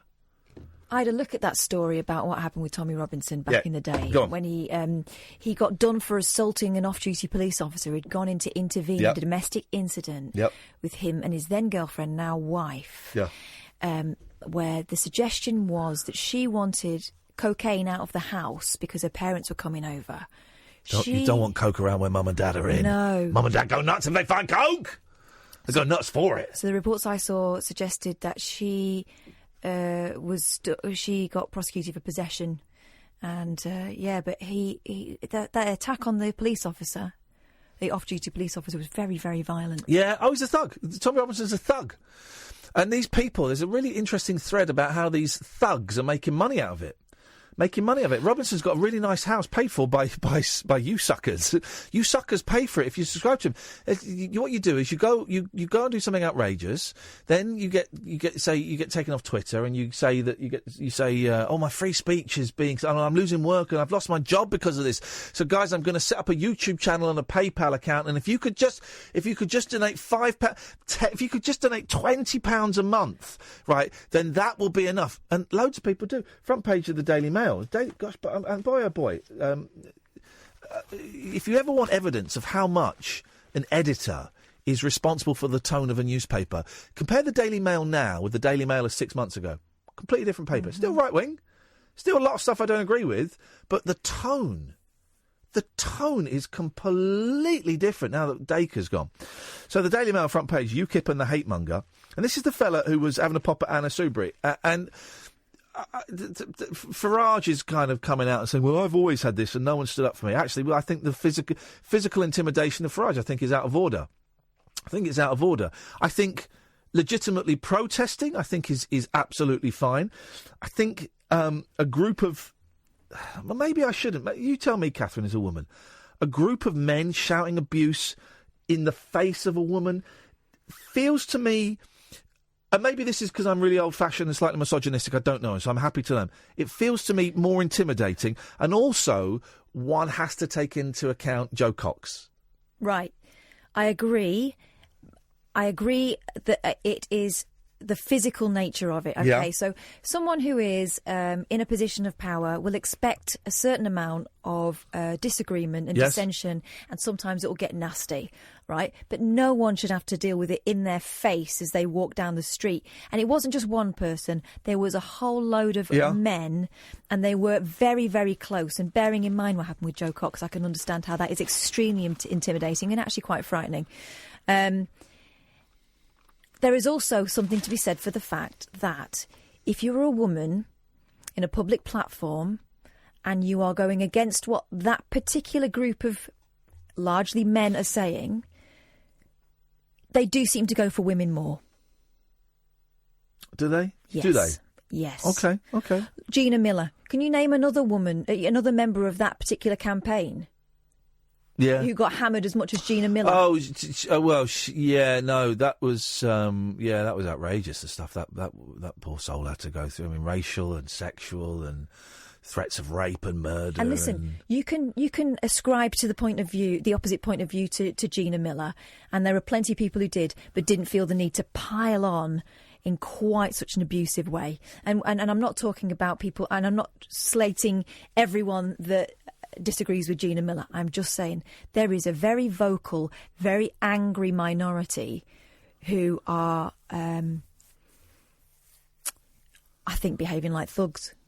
Oh, it's thuggery. I mean, this guy's a thug. James Goddard was kind of the ringleader of or certainly one of the members of the people shouting abuse at Anna Soubry, and it's really horrible to listen to. And they're filming everything, and it's all going online, and it causes more and more pile-ons. This is the thing. The thing that I read today is a thread on Twitter. I saw it too. It's about how they monetise it, and they monetise it by saying that there's the voice of the common man, and that whole campaign of Robinson, who's an arsehole, right? I've got no problem with saying that, and I know every time I say that, someone complains to Ofcom, or every time a Tommy Robinson supporter comes on and I shoot them down, someone complains to Ofcom, and we have to write a letter to Ofcom and go, well, here's the thing, the people that on their Twitter pages who bang on about free speech and complain about Tommy Robinson being silenced, you know, that ridiculous picture of him with gaffer tape over those mouths, those are the ones that seem to get the most upset when someone like me exercises my free speech within the confines of free speech. Free speech, as we said, doesn't really exist. But so this, I'm silent. I'm a silenced white man. I'm the white working class minority, and I'm for free speech. Well, hang on a minute, guys. I'm exercising my free speech. And I'm allowed to do that. But there's also an assumption, right? When we start talking, that we're somehow the elite, which is a joke, because I've had people calling me all kinds of things. Yeah. Sort of suggesting that I'm posh, or, you know, I went to a state school. My grandfather, was proud as punch. I was the first person to go to university in my family, and it was only because it was free at the time. I'm not going to apologise for that. And you shouldn't ask me to if you believe in the betterment of people who come from humble roots, you know. I was at a point and I can't think what it was going to be. I had a really good point. Well, I've seen them assuming that you went to a posh school. Oh, well, I went to a grammar school because I passed my 11 plus. I spent the first 11 years of my life on a council estate. But no, that's what I was going to say. Of course, being anti-Robinson means, and I've said this and I'll say it again, I am pro Pakistani Muslim sexual grooming gangs. I'm pro that. I support those. I send money to those guys because I'm so for those Pakistanis that abuse white children. Yeah, of course I'm for that. It's obvious. I shouldn't even have to say it.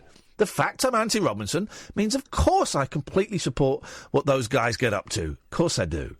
But apparently I have to make that clear because some people don't know. It's just...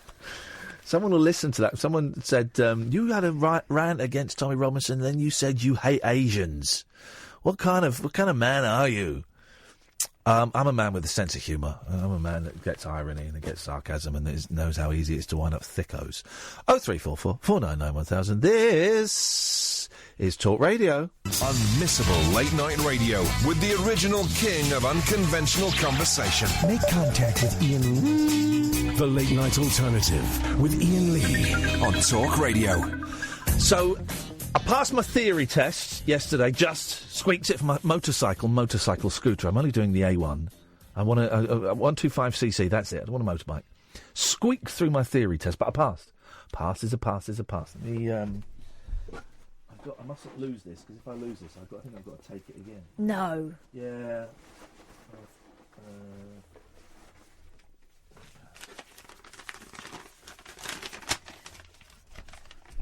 That's what it looks like, is it? That's what it looks like.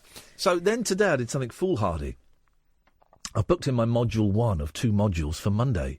at 12:38, the very precise time of 12:38. I'm going to be taking Module 1, which I'm not great... For that, it's 20 minutes. You've got to do figure of eights, which I'm not great at, and U's, which I'm not great at. So I'm going to spend all day Saturday practising. Going to find a little car park somewhere, just do figure of eights. I'm totally dominating the Iain and Kath MCC, IAK MCC. I'm dominating it. Whoever passes their test first owns the club and gets to collect the subs. And so far, out of the 3 stages, how much have you passed? How much have you done in the 3 stages of the theory? I've booked my theory test. Okay, well, I've passed my theory test. But I've also engaged the services of an instructor. Well, you're cheating. I'm not cheating. I'm doing it au naturel. Let's go to Sandy. Good evening, Sandy. Hey. Oh, I was about to ask you how it was going, but it's none of my business. Hey! This is what we like. People who listen to the show, who get the show, who understand the show. And because of that, Sandy, I'm actually going to tell you how it's going. Tell me. It's going very well. I think I'm approaching either 4, maybe 5 weeks, completely antidepressant free this Friday. I can't remember if it's 4 or 5. And that says something in itself. And apart from a little wobble today, where my head went a bit funny, it's pretty much out of my system. It feels like it's out of my system. And here's the thing. I'm feeling all right. I'm feeling all right, free from the antidepressants. I'm kind of anticipating a bit of a crash, but it's not happened yet.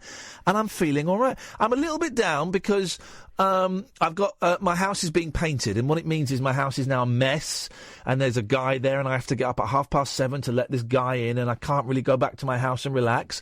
So I'm feeling very uncomfortable about that. But it's first world problems. I know that when it's done, probably towards the end of next week, it's going to look amazing. I'm going to have a nice, fresh house. Spotted a couple of rugs that I want to buy when I get some money, and I'm feeling confident about this motorbike licence. So, Sandy, in answer to your question, which you stopped yourself from asking, I'm doing all right, thanks very much. That sounds fab. I mean, I'm not a huge Nietzsche fan, but I do agree with one thing. Without pleasure, you cannot experience pain, and vice versa. So it's always good to have a bit of balance. Yep. Listen, and if things are going too well, then just get a little bit of spanky in. To feel, if things are going too well, I self-sabotage. So. Well, that's what I do. This is why the self-sabotage. That's why I'm going for spanky this time. Bit of the Greg Wallace. Bend over. This is going to be the worst 15 minutes of your life. Oh, when you said that, I was imagining a big spoon. If we don't join those fantasies. I'd rather be by John Turode. Well, he's just got married. He's got married. He won't be spanking you. Well, it's not like it's the first time he's been married, so I wouldn't... Sandy! I like it. I'm the king of self-sabotage. Yeah. I screw things up.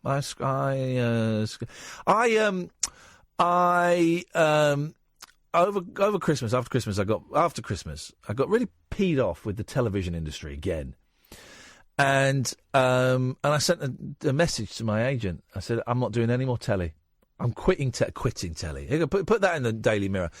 I said, I'm quitting telly. I don't want to do it anymore because I'm just my chain is being yanked. I'm sucking up to all of these people. I'm shaking all of these hands like I did 15 years ago. And it came to naught then, and it's coming to naught now. I said, unless it's really, really well paid, I don't want to do any telly gigs.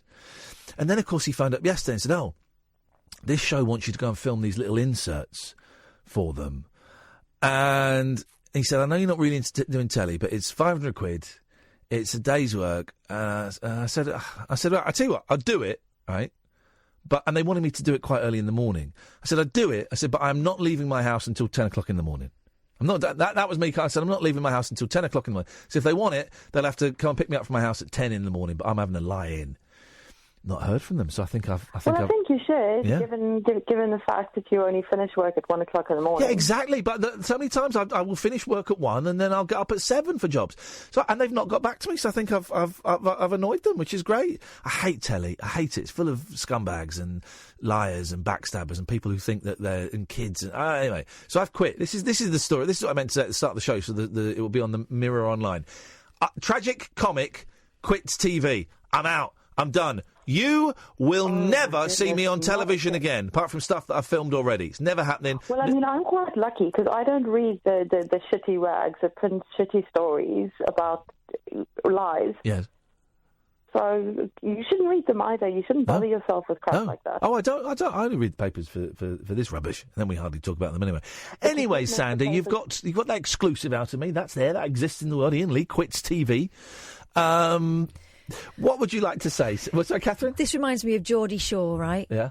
When, again, this is another show you won't watch, Sandy, because you're a classy woman. Yeah. But Geordie Shore is basically, it pays young 20-something Geordies to live in a house together, get drunk most nights and make dubious sexual decisions.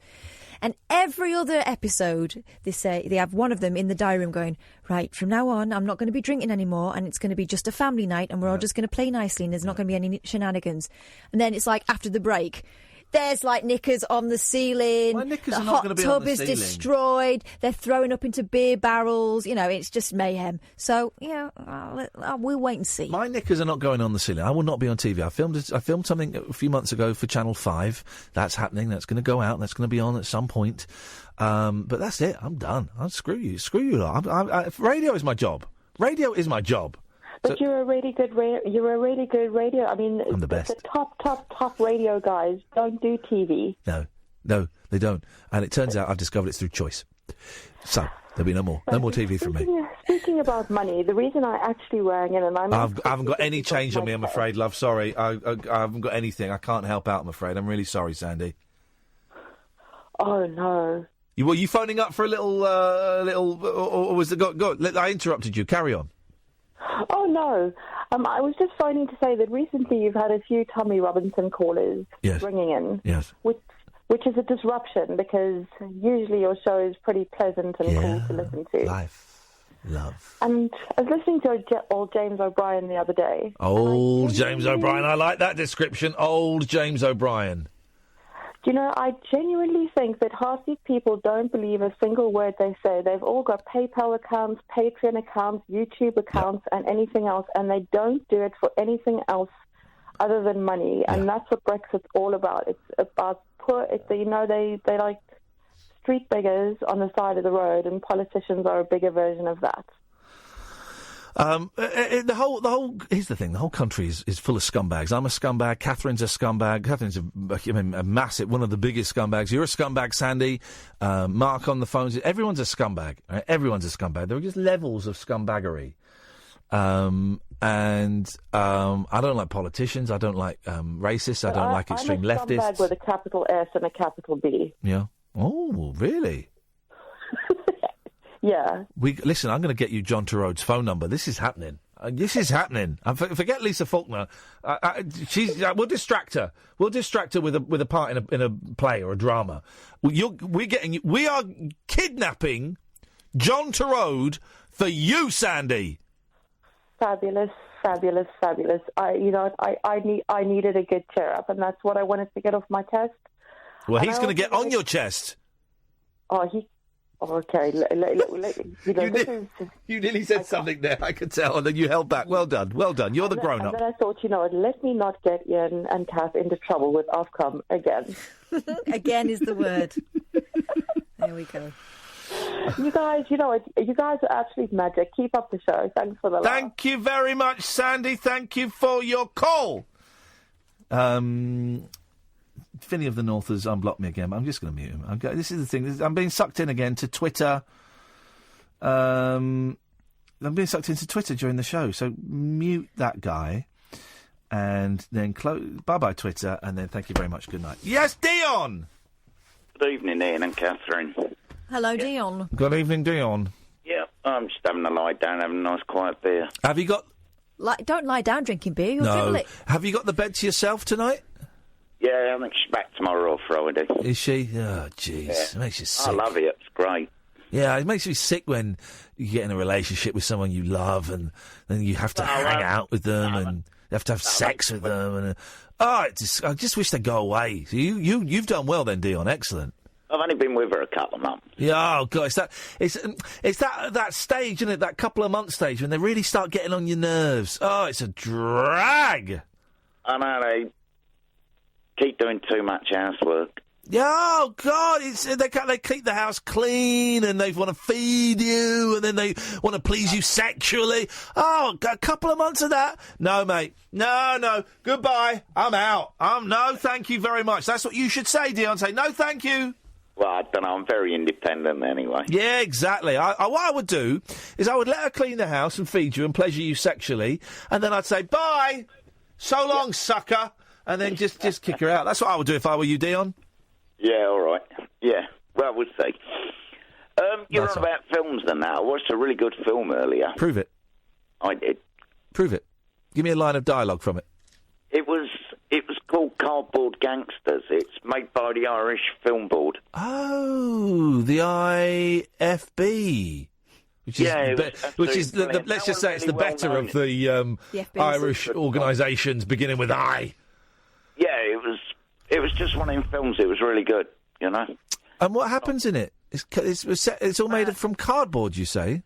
It's called Cardboard Gangsters. Okay. It's about a bunch of lads that grew up. Oh, yeah? And into the drug scene, you know, dealing, bit of using and that. Set on an estate in Dublin. Beautiful. Just a really good film, you know. Okay.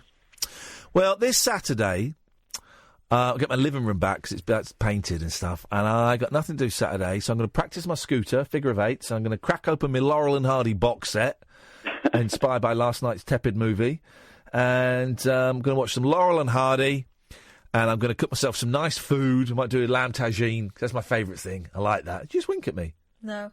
You did? You winked? Didn't. Only one eye closed. And I thought you didn't notice it. That you just went... I swear to you on my life, only one eye closed. Maybe I'm tired. Oh, you are? I get a bit of a lazy eye.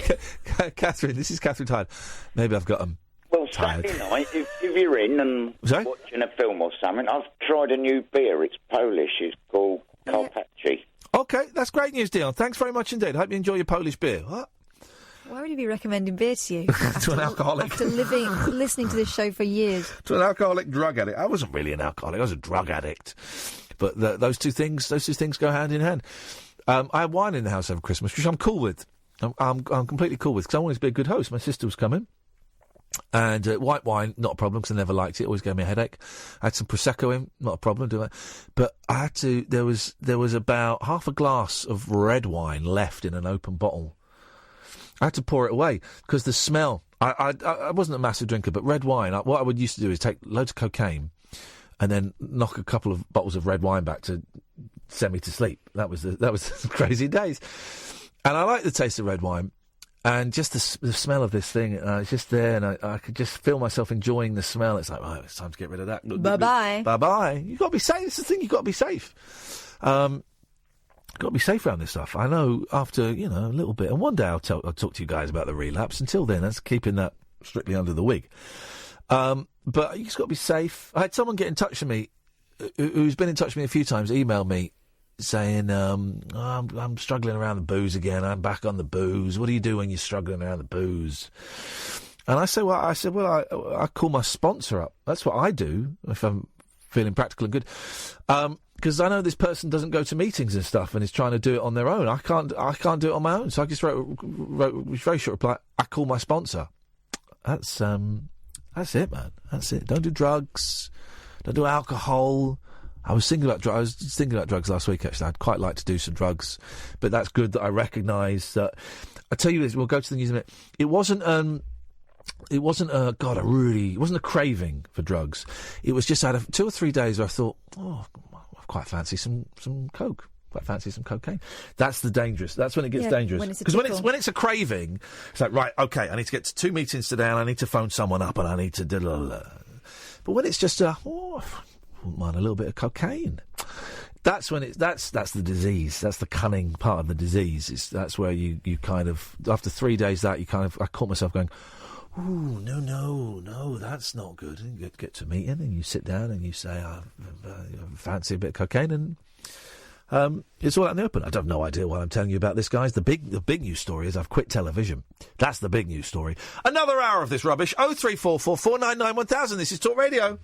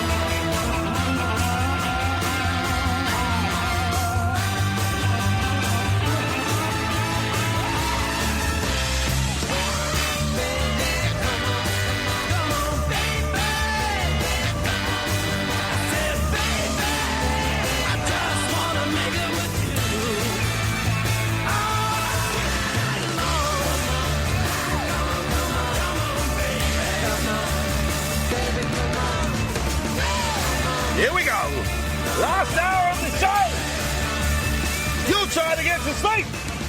I'm playing rock and roll. This is the Beach Boys and a song about sex. Let's be honest. My kids asked me the other day, Daddy, why... They call me Dada, which I like. Dada, why why are there so many songs about love? And I said, well, love is, it's a very powerful force, and when you're in love, it's amazing and it feels incredible. But I couldn't answer the question why there aren't more songs about chairs and eggs, and more songs about fingers, and more songs about glass. I can tell you why. Go on, then. Who are they selling the songs to? Middle-aged men. And I like chairs, I like fingers, I like glass. I thought you meant just pop music in general. Music, yeah, music. Well, pop music in general... No, not pop music, music. Okay. All music, most music is about love. Yeah, but even, Greensleeves was pop music in its time. Come on. It was. Come on now. It's the universal thing everyone's after, and pop music in particular is being marketed to romantic young girls. Yeah, but I'm not talking about kind of teeny pop stuff. More. No, I disagree. Go on. I agree with you that it is, but more music. AOR is about, adult orientated rock is about love. It's not just the songs that are aimed at 12-year-old girls. But isn't that just because the 12-year-old girls grow up? No, I don't. Well, no, but then that's defeating the point. Because the original point was that they're about love because it's aimed at 12-year-old songs. Starts you off when you're 12. Oh, sorry, so we're addicted to... addicted to the old love. I believe there's a song about that. This is how they hand you the form to see whether you've passed or not. Fold it over at the top so you can't see if you passed. There you go. It doesn't work because you had it upside down anyway. I handed it to you wrong. Here you go. So, this is the letter that you asked for. Oh. There you go, you got it. Little acting technique. If you want to look like you're acting in a play and someone hands you a letter, just turn it around so it looks like you're adjusting it. It's a real letter. 0344 499 1000 is the telephone number if you want to give us a call. You're very welcome. You'd be very, very welcome to. Well, you got boily, because I want to have a little slurp on this lovely decaf cough. Okay, 2 care workers are charged after child fight club video surfaces. How's that for a story? It sounds like... And what, is this on Dave? No. 2 daycare workers in St Louis have been charged with crimes after a 2016 video of a fight club featuring young children surfaced, a court official says. OK, that's naughty. The children were 3 and 4 years old. St Louis Circuit Attorney Kim Gardner's spokeswoman Susan Ryan told CNN Wednesday. Yeah. Michaela Guilford, who's 28, and Tina Daly, 22, were charged with endangering the welfare of a child, a felony according to probable cause statements for prosecutors. The women directed at least 6 children to have fist fights. Sorry, can I just try something? I just want to see how noisy it's noisy. My inhalation is through my nose. Sometimes my nasal cavity is noisier than others. Just want to try.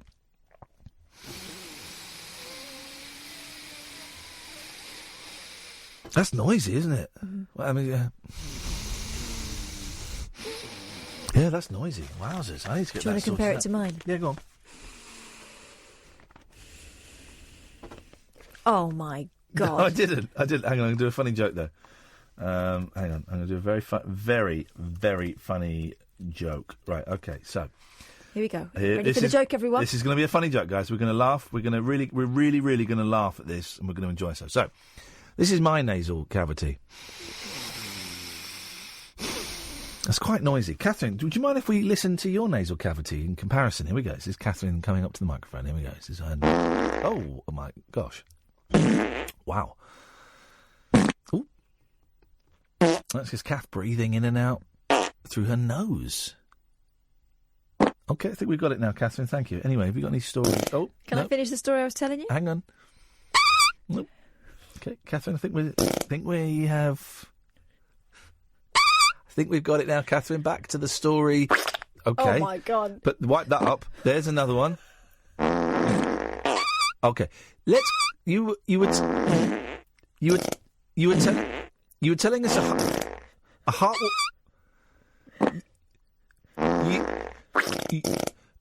You were telling us a heartwarming story. Heartwarming, it was awful. About... Oh, jeez. Okay, we're done. You were telling us a story about some kids involved in it. Oh, jeez. Okay. Sorry, let's finish. Okay, we're done. The irony being that there's only one of us in this studio that farts regularly and loudly. And it's Mark! Go on, tell us this. So these women apparently directed at least 6 children to have fistfights, noting that the children wore a padded glove and used it to hit each other's heads and bodies. Yeah. Videos show at least 6 children fighting over 35 minutes, according to prosecutors. A child who's just fought is seen crying on video. Oh, so that's the loser? Still, the women encouraged and supervised the fighting, and one woman is seen jumping up and down with excitement, it says. The alleged incident happened on December 7th, 2016, the birthday of a child identified in the document as CL. He suffered red marks and swelling on his face and forehead. That's terrible. And a black eye. Have you ever had a real black eye? A real proper shiner, like in the Not movies? a big one. I've had a little one. It's some look. And it lasts for ages. Like weeks. Did you have it all the way around? Yeah. Completely black eye. Like in the Beano? Yeah, like in the Beano. And then after a while, it comes up quite quickly. It goes black. And then after like a week or 10 days, it goes a bit purple and spreads out a bit. But it's an incredible thing. And you can't help... I got mine because I fell over. But you can't help... Or I walked into a bookcase or did something stupid. It was something stupid. It wasn't anything exciting. But you can't help but feel a sense of pride. This slight embarrassment, but then a sense of pride. Well, like you're the winner of a fight or something. Yes. No other person was involved. I was an idiot. Yes, it's a great feeling. My dad's got... I don't think he's got it up anymore, but he's got a picture in his house of... it's a Norman Rockwell painting called The Winner. Yeah. Have you seen that? Yeah.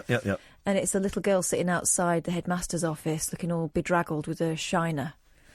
And it looks just like... the picture, yeah. And it looks just like me. Oh, yeah, I've seen that. That's why I bought it. Yeah.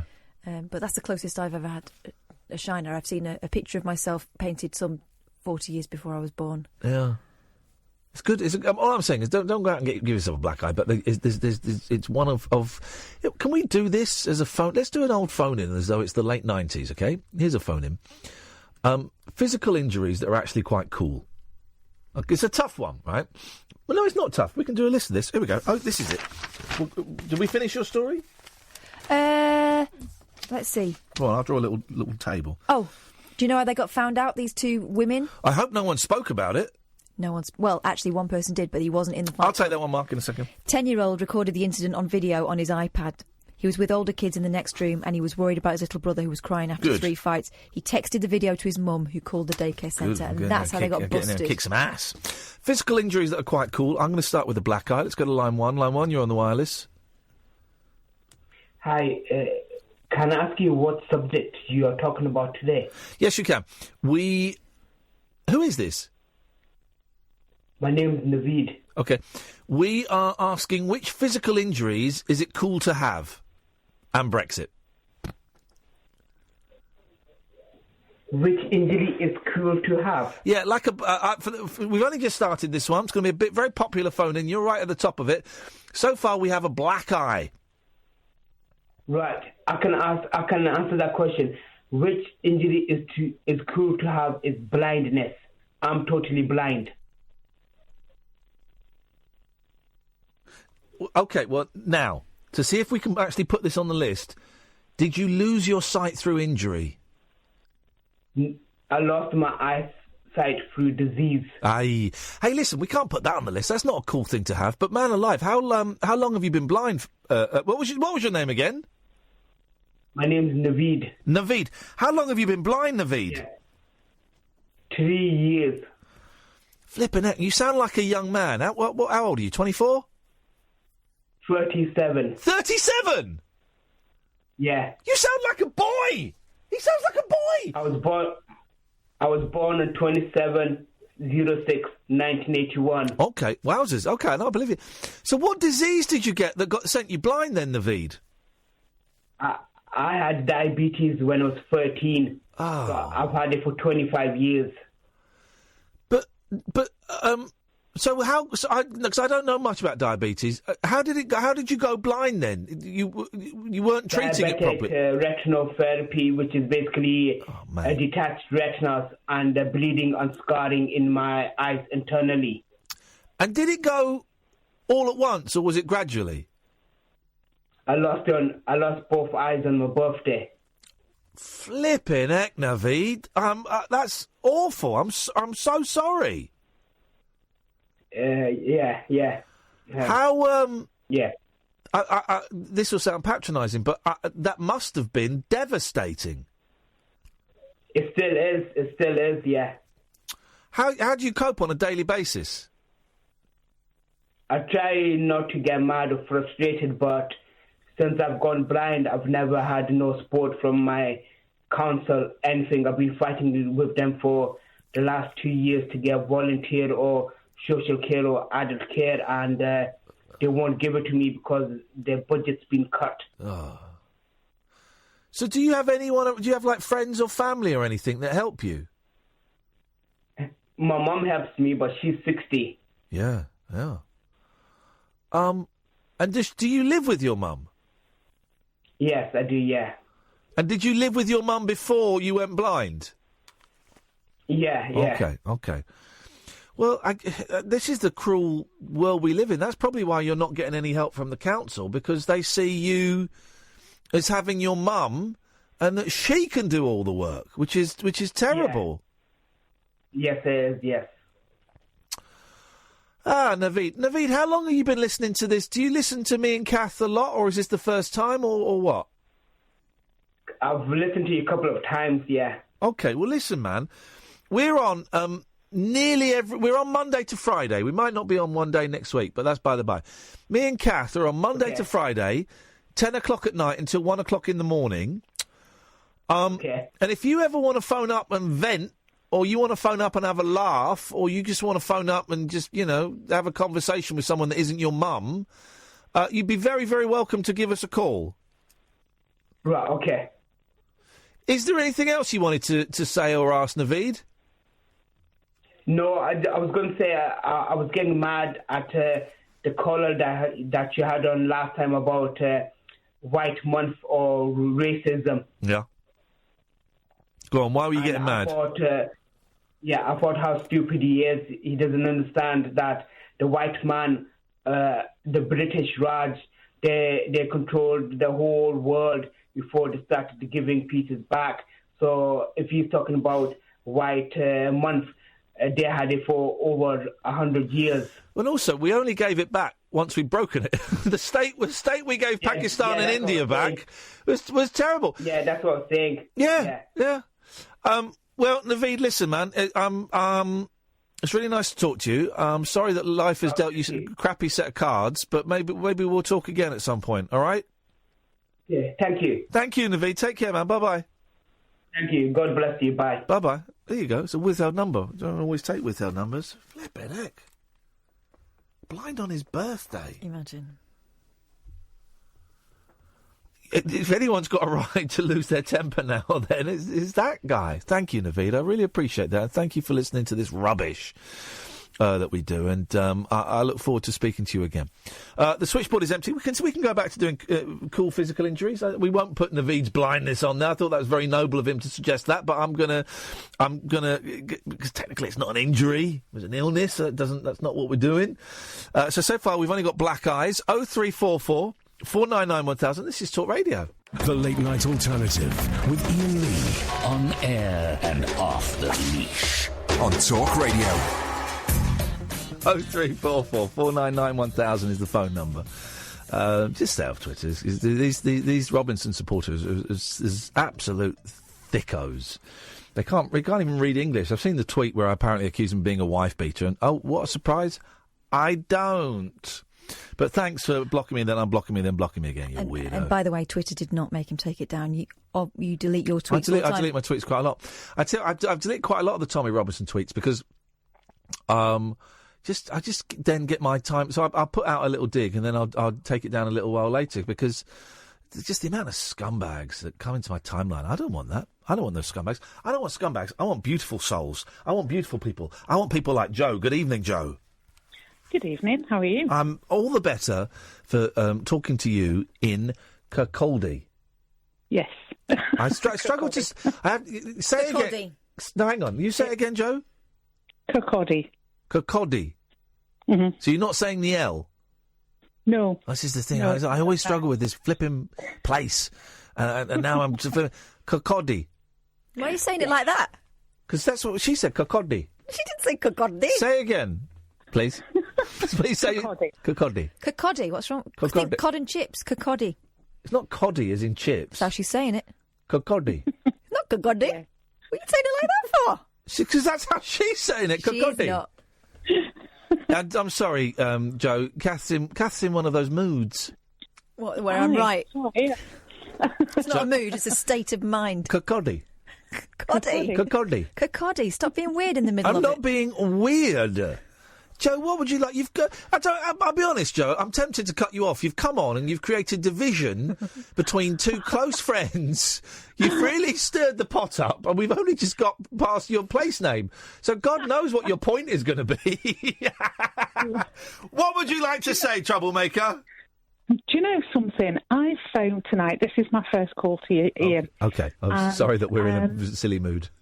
No, that's fine. Okay, that's fine. I'm going to touch on two things. Yes. And I'm going to firstly touch on the young man that you helped, Chris. Oh, yeah, okay, yes, Chris.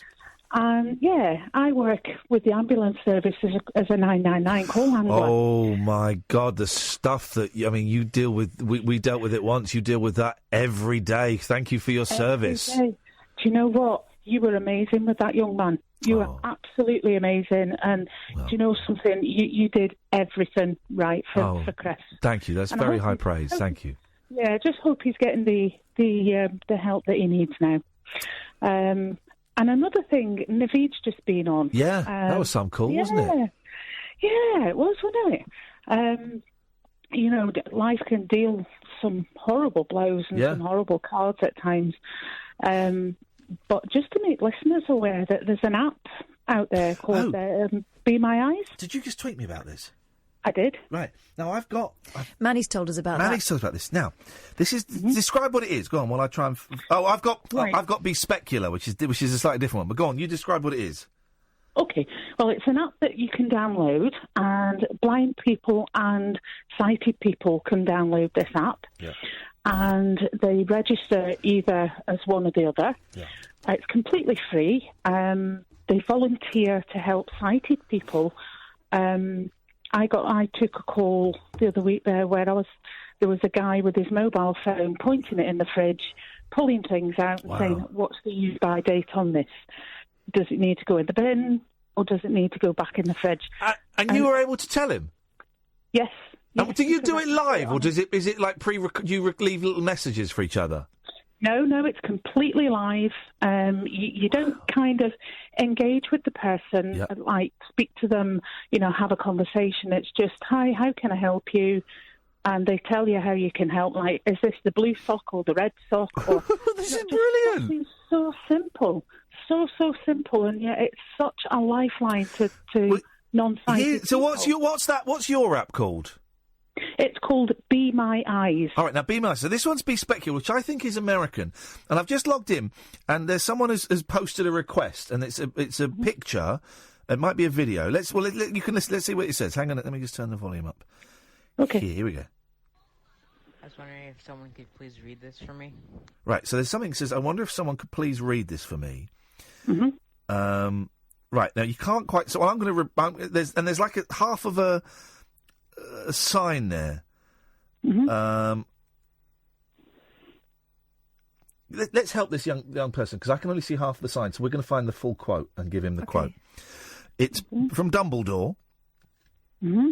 And I'm going to read what I can see. It misses half the thing. So we're going to work this out, Joe. We're going to find it and we're going to tell.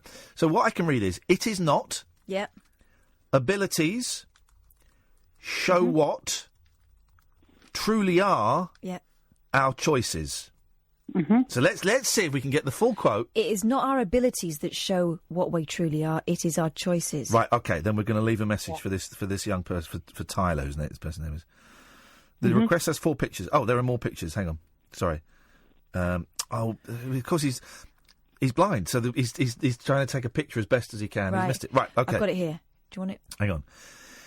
Hello, Tyler. My name is Ian. We can't see the full quote, but we've managed to find it for you.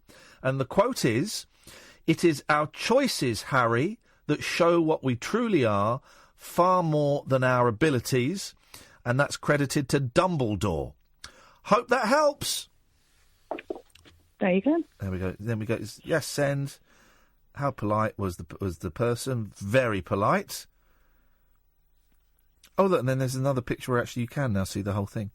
Oh, I see. That's the next thing. There we go. We did. This is.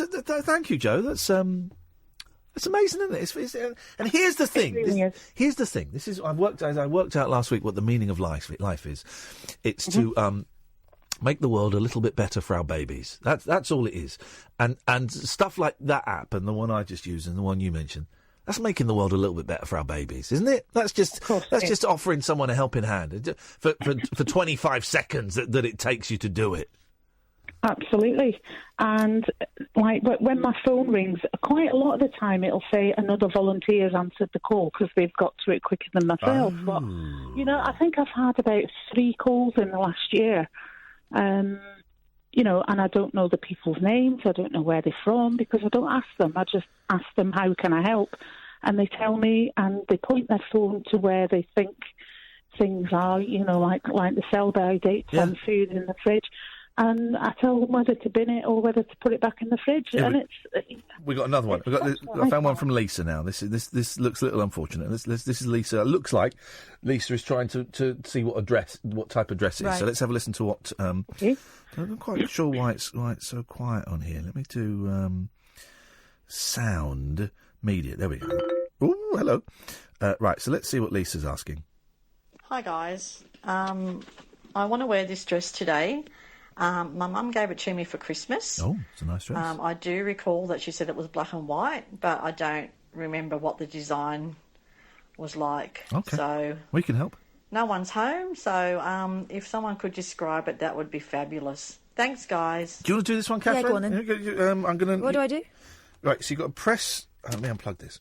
So you press and hold the microphone symbol and you just talk into it. There we go. You've got a bit of... All right. Okay. Describe the dress for her, please. Okay. This is great. I'm going to be honest, Joe. This is fun as well. All right, here we go. It's Ready? great fun. Here we go. It's good. Oh, hang on. Tap to reply. Hello, Lisa. I'm looking at the dress, and you're right. It's black and white. It has spots on it for the most part, but down the middle, there's a thick band of black and white stripes, about 1, 2, 3, 4, 5, 6, 7, 8, 9, 10, 11, 12, all together, all down the middle, but on either side, it's a spotty design. Bye. This is wicked. Thank you for reminding me about this one, Joe. Hey, nice one, Joe. Thank you for calling. I hope we get to speak again soon. Can I just suggest that you don't come on in such an aggressive manner next time, please? Because we try and do a nice, peaceful show here, and I thought you were very argumentative. Oh, thank you very much. You're a good sport. Thanks for calling, Joe. We'll speak again. Bye-bye. Thank you, my love. Bye-bye. There we go. That was nice. Right. I wonder if we can find any more. So, we've done... Did you send it? I think so. Hello, Lisa. I think we may have sent a reply already, but we're going to send another one just to say it's a very lovely dress. It is black and white. The sides are primarily black with white spots, and the centre is black stripes with 1, 2. Oh, it's difficult to see, isn't it? Because it 1, 2, 3, 4, 5, 6, 7, 8. I think 8 white stripes and black stripes in between. I hope that helps. Okay, well, she's got plenty of... Was she polite? Very polite. We've done Tyler. There's another request from Tyler. Okay, we've got another request. We're going to read the whole book? Sentence by sentence. Why not? Can someone please read these 2 pages to me? Wow, that's a lot. Okay, that's a lot. But I'm prepared to do it. Yeah. Yeah, I'll do it, definitely. I'll share it with you if you want. What page has he got? Hang on a minute. Hi, Tyler. This is Iain again. I'm going to try and read it. There's quite a lot of text, so here we go. I'm reading it now. In big yellow letters, we've got your back. Then in smaller letters, the first year of college is a critical time of adjustment, both academically and socially. Sunny, S-U-N-Y, Adirondack, has developed programs and resources to help students survive and excel during the first year. This booklet can help you in navigating some of the offices, services and policies on campus. For more detailed information, please read the Sunny ADK, that's S-U-N-Y ADK handbook and the college catalogue. So that's the first page. Then we go over to the second page, where the pictures aren't quite so clear. So I'm going to help with what I can, okay? There are 5 different sections. The first one is get to know your professor. Professors can be a great resource for you on campus. Sorry, it's a little bit blurry. They can help you navigate the intricacies of college courses. Professors hold office hours each week for your convenience. Second paragraph, practice good time management. It is important that you practice good time management to ensure you do not become overwhelmed. This can include creating a schedule, practicing good sleeping habits, utilising free time, and being cognizant of parking on campus. Third paragraph, if you don't know, ask. To make your college transition as easy as possible, be sure to take initiative and ask questions you may have, academic or social, to the appropriate office. The fourth one, it says get involved, and I can't read it because in one picture it's cut off slightly, another picture it's slightly blurred. So I can't help with that, but I think I can help with most of the last one, which is utilise campus resources. Sunny ADK strives to maintain excellence in the resources provided to students to help them succeed on campus. These resources can... Oh, hang on a minute, my phone's gone a bit funny. Go away. Oh, no, don't tell me I've lost it. No, it's still going. Sorry, Tyler, my phone went funny. These resources can help you to navigate stressful experiences throughout your college year. And then it gets a little bit blurry. But there's only a few more words after that. I hope that's helpful. Thanks a lot. This is the most fun ever. Forget Fortnite. I'm getting my kids to do this.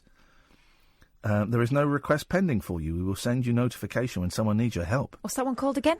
That one's Be Specular. Can't remember the one. Be My Eyes. Be My Eyes.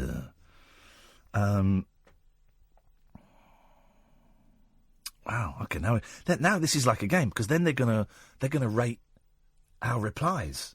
We're gonna get the highest score and Be Specular. Because I finished off Tinder and Grindr. I completed those. Yeah. So this is the new one. This is it. Let's go to Sally. Good evening, Sally. Hello. That's I'm going to be honest. That's a lot of fun. Yeah, it sounds it. And for a gob on a stick, a piece of cake. Yeah, you'll get a high score. I think I might do. Sally, what can we do for you? Well, cool injuries. Are you talking about injuries that now look cool? Jeez. Or stories about injury? I mean, because I've got a couple. Catherine, could you explain it to her?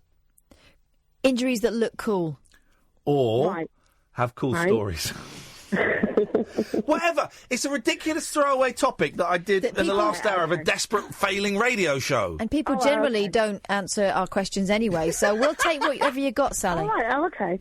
All right. Well, I have a scar on my right eyebrow, so that kind of looks kind of cool sometimes. No? Right. That's it, is it? No, I've got another one. All right. Has the other one got a little bit more meat to it? What the story behind it? What is going on with Sally tonight? Are you drunk? No, I've got a really bad cold, so I'm a bit...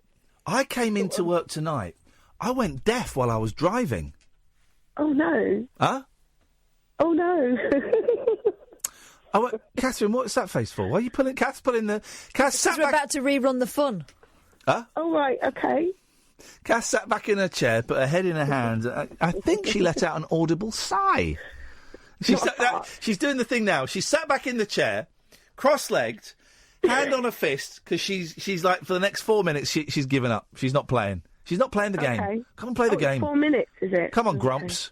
Come on, Grumpy. Just do your ear bit, and then let's all move on. I know what we need. I know exactly. He came in and yelled at me for 10 minutes, pretending that he was so hard of hearing that he didn't realise that he was yelling. And then, of course, it transpires it's not that bad, really. Just an excuse to shout at me. No, I tell you what we need. This is what we need. There's no such thing as... We don't need an advert that's not paid for. This is what we need. This is what we need. Everyone's welcome to join in. That's what we need. Here we go. You ready? Yeah. This is exactly what we need, guys. We need this. There we go. And... Oh, I'm going to plug it in. Hang on. I'll plug it in. Plug it in. Plug it in. Here we go. We need reggae karaoke. Here we go. No, I'm not. One love, one heart. Let's get together and feel alright. I'm not doing the voice. Hear the children crying. Hear the children crying. Saying give thanks and praise to the Lord, and I will feel alright. Saying let's get together and feel alright. Whoa, whoa, whoa, whoa. Let them all pass all their dirty remarks. You know this song? There is one question I'd really love to ask. Is there a place for the hopeless sinner? You don't know this song. Who has hurt all mankind just to save his own? Believe me. What about the one? What about the one? Let's get together and feel alright. As it was in the beginning, so shall it be in the end. Alright, give thanks and praise to the Lord, and I will feel alright. Let's get together and feel alright. One more thing. Let's get together to fight this holy Armageddon. Blimey. That's actually, no, that's a bit, no. That's a bit heavy. We want reggae karaoke, right? Here's one. This is a great one. This is great. Hey Jude. God. Hang on. Make bad. Take a sad song and make it reggae.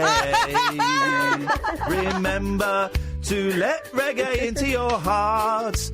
Then you can start to make it better. Hey Jude, don't be afraid. Now. You were made to go out and do reggae music. The minute you let her under your skin, roll up a fat one and get off your mash. And anytime you feel the pain, hey Jude, refrain.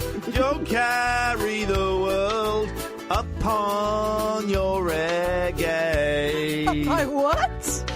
For well, you know that it's a fool. Hey, Jude, you fool. You're making his world a little reggae. Na na na na na na na na na. Hey, Jude. That's too reggae. Oh, God. That's not reggae enough, man. I really want some. Here we go. This is it. Put some Shabba Ranks on. Hang on. Oh, here we go. Buffalo Soldier. I'm sorry to everyone who actually likes Bob Marley, because this is an insult. Buffalo Soldier, dread like a Rasta. It was a buffalo soldier in the heart of America, stolen from Africa, brought to America, fighting an arrival, fighting for survival. I mean it. When I analyse these things, to me it makes a lot of sense. Wait for the chorus. How the dreadlock Rasta was a buffalo soldier. He was taken from Africa, brought to America, fighting an arrival. He was fighting for survival. This is a tragic song. But... Said he was a buffalo... I was waiting for the chorus. I know that bit. A dreadlock Rasta. What? Buffalo soldier in the heart of America. Here we go. No. Why in the heart? Jesus, in history. Then you would know where you're coming from.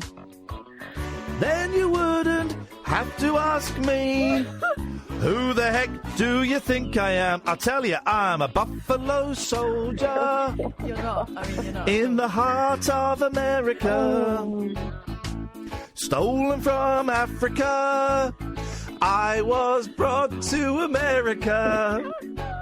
I was fighting an arrival. You know I was fighting for survival. I am a buffalo soldier in the war for America. Why I oughta? What? Is this racist? The way you're singing it, yeah. Yeah. Here's That's the unfortunate. thing. You reminded me of the nice ladies who used to come and sing us songs from the church and had guitars with smiley faces, stickers on, and rainbow straps. Yeah. So it's all very earnest and that, but I think you're kind of taking the balls out of it. All right, fine. Then I'll stop being racist. Here we go. Oh, no, God. Shabba. Oh, yes. Mr. Loverman. Shabba. Shabba. It's got quite a complicated Shabba. bit in this. Shabba.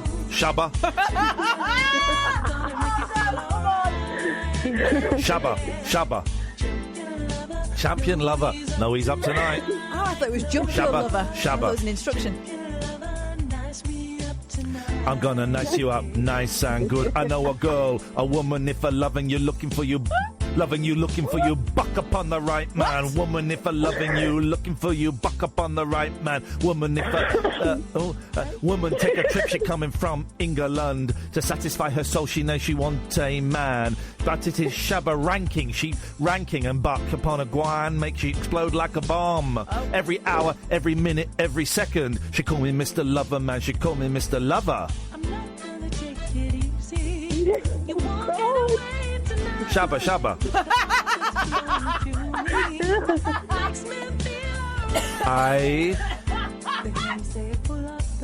Oh, God. Oh, dear. It's the lady bit. Shabba.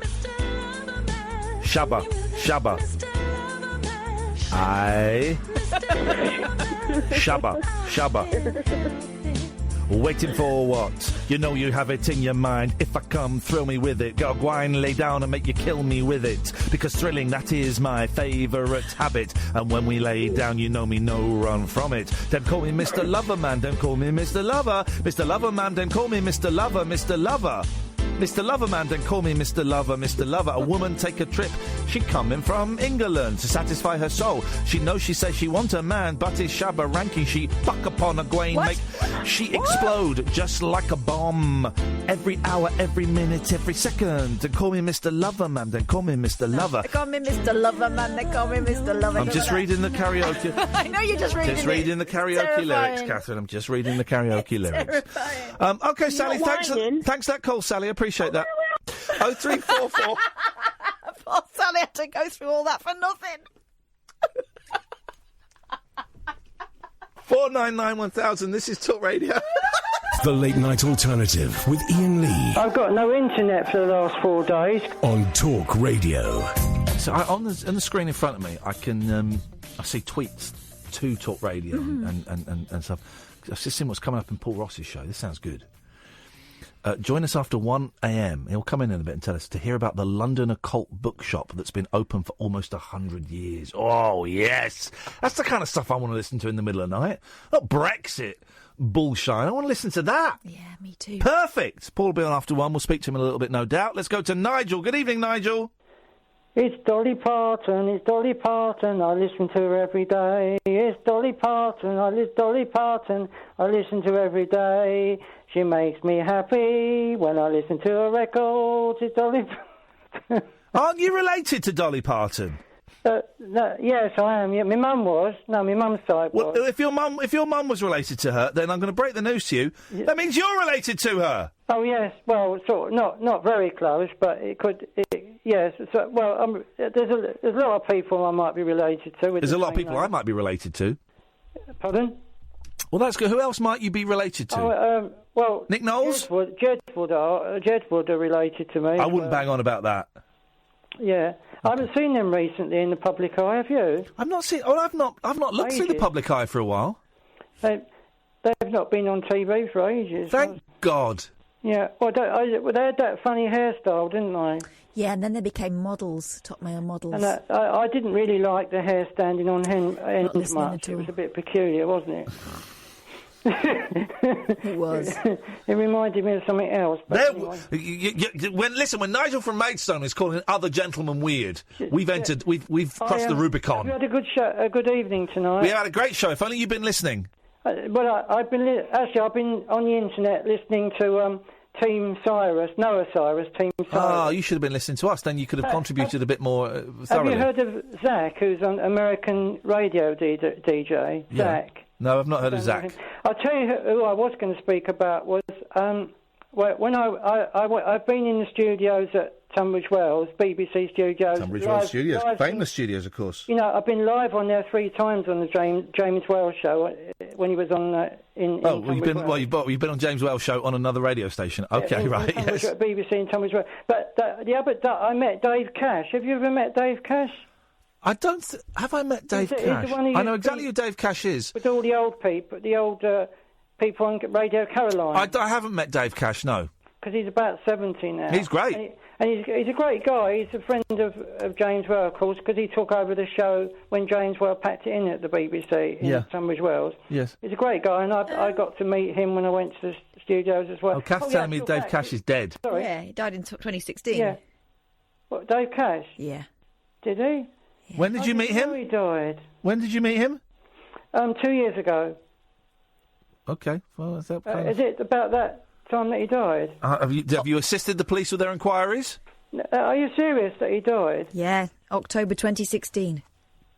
Oh, so yes, it must have been about 3 or 4 years ago. About maybe 4 years ago, I was in the studio. Yeah, I get it. Time's a little bit elastic. Time's gone fast, really. Right. Oh, that's a shame. All right, nice. Listen, we're going to have to go because I've got another caller and it's coming to the end of the show. A great entertainer, anyway. I'll speak to you tomorrow. I'll call you earlier tomorrow. All right, nice. Take care. Maybe try and listen to the show a bit, yeah? I will. I'll put it on the internet. I'll get it on the internet. Good lad. Thank you.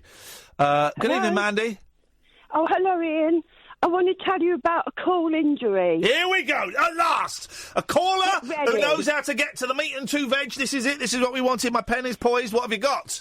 I think when you're 60 and you've got no teeth and you've got love bites around your neck and on your cleavage, I think that looks really cool. That's an injury, isn't it? Love bites? Yeah, I know what love bites are. So tell me, Mandy, so you're 60? Yeah. You got no teeth? Yeah. And you've got love bites all around your boobs and your neck? Yeah. Are you doing it yourself? No, men want to do it to me. Men want to do it to you? Gosh. Yeah. Well, I don't know why. Can we give you, across the radio waves, we're giving you a high five? Go, Mandy. So is the lack of teeth? Maybe the lack of teeth is I think it's called a gumming. I think they want to love me. I think they just want to show their love. Is it Is it love? Is it love or is it sex? Wow, it might be sex. Yeah. Are you having a good time? I'm having a great time. Are you making sure they wear a Johnny? Oh, they're not going down there. Yeah, we go downstairs. Okay. Only upstairs. Good. Well, as long as they're upstairs and maybe the lack of teeth is part of the thrill and the love bites, and that's great. Good for you. Yeah. Yeah, so I thought I'd just pop that one in for you, Ian. Oh, I hope you like I thought it. they weren't going downstairs. I love it, Mandy. Whereabouts in the country are you? I'm in Bromley. That's not far from Talk Radio. Ah. Can I come along and see you? Not a chance in hell, Mandy. Thank you very much indeed for your call. Not a chance in hell. This is the Late Night Alternative with Iain Lee and Catherine Boyle on Talk Radio. There's your video. I'm just sending it. Of course it is. Come in, Ross. Come in. Get in here, Ross. Want to work with you. What are you up to, Ross? I do like that jumper. This looks very, very cosy. I can't work in jumpers because I feel a bit constricted. But that looks like the kind of jumper... Saturday afternoon, I'm getting my Laurel and Hardy box set out. Oh, yes. I'm watching that, and that's the kind of jumper I want to wear. Got one finger in your ear singing an old sea shanty. Yeah. One of those jumpers. We saw the Stan and Ollie last night. Got the writer on the show tomorrow, old mate of mine, Jeff Pope. Okay. Winning. Is it good? You enjoy it? I found it a little bit dry. Thought John C. Reilly was incredible. Yeah. Incredible. Some incredible performances. I kind of enjoyed it. I found it a little bit dry. I'm treading carefully because he's a mate of yours, and I don't want to be rude, but... No friends in showbiz? There are no friends. There were some really, really good bits in it. I think I'm a big fan of John C. Reilly anyway. I've been for years. He's incredible, man. He should get... He stole Chicago, didn't he, as Mr. Cellophane? Well, I didn't see that, but apparently so. But because I've been a big fan of his since Steve Brule, when he used to do like sketch shows and stuff years ago, Dr. Steve Brule. Yeah. And of course the kids love him in Wreck-It Ralph and stuff. Yeah. But I'm a Will Ferrell. He's very good with Ferrell. But Step Brothers is brilliant. Have you seen Walk Hard? He's in with Johnny. Yeah, I have. He's great in that. There's some really, really good bits in that. When he Dewey Cox and Little Nutsack. Yeah. Some funny bits.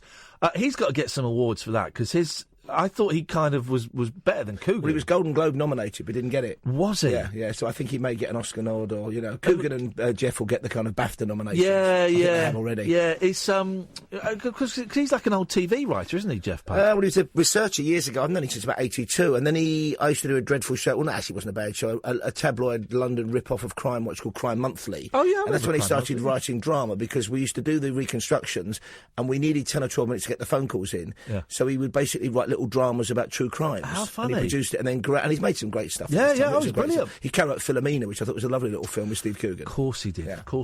Would you like to hear about a cool injury, not afflicting me, but a radio hero, Danny Baker? Yes, please, yeah. Many years ago, when Danny lived in a place called Scarwen Road, he had a very lovely old Edwardian house, very long kitchen, kind of front room diner. Yeah. The phone was at one end. Nobody had walkabout phones in the 80s. We're at the other watching The Godfather again or something. He's there with his shoes off, and the phone's gone, and Wendy and the kids are upstairs. Yeah. So we'll not wait them. He's bounded across the room like this kind of brontosaurus, and one step away from the phone, he's trodden on an upturned 3-pin plug with his full body weight. Okay. And then he's picked the phone up and gone, ah! like a dinosaur, but then he took his sock off. And he had 3 perfect indentations of the plug, each with a tiny tear of blood in them. Oh, God. It was like a stigmata. Oh, a hero. Yeah, stigmata. What a man. But we never found out it was on the other end of the phone. People were terrified. Because like a dinosaur, it took a couple of seconds for the pain to reach his head. We have got 50 seconds. Tell me about this 100-year-old... it's called the Atlantis Bookshop. It's been going for 97 years. Jimmy Page has been a customer. Of course he has. Alistair Crowley used to go there from the Golden Dawn. W.B. Yeats used to go there. It's been in the same family now for 50 years. And it's basically in that... If people don't know London, Bloomsbury in the British Museum is full of nooks and crannies and dark streets. It's great round there. And it's got a big tradition of kind of esoteric occult links. The Theosophists have got their headquarters there. The Swedenborg Society's got their headquarters there. So it's basically, I would say, the world's most famous but unknown arcane occult bookshop. Wow. And we've got the woman who owns it on the programme. And guess what? She's sensitive. Really? Can she pick up vibrations? Well, she does. Ooh, well, like Mandy, our last caller there, who's different kind of vibration, picking up something. The old gummy bear. Paul Ross will be on after 1 o'clock. Stay tuned. He puts effort into his show. It's something we should consider. Thank you very much, Mark. Thank you, Catherine. Thank you to Wendy, who was in at the first hour. We'll be back tonight. Stay tuned, though. But this is Talk Radio. Paul Ross coming up next.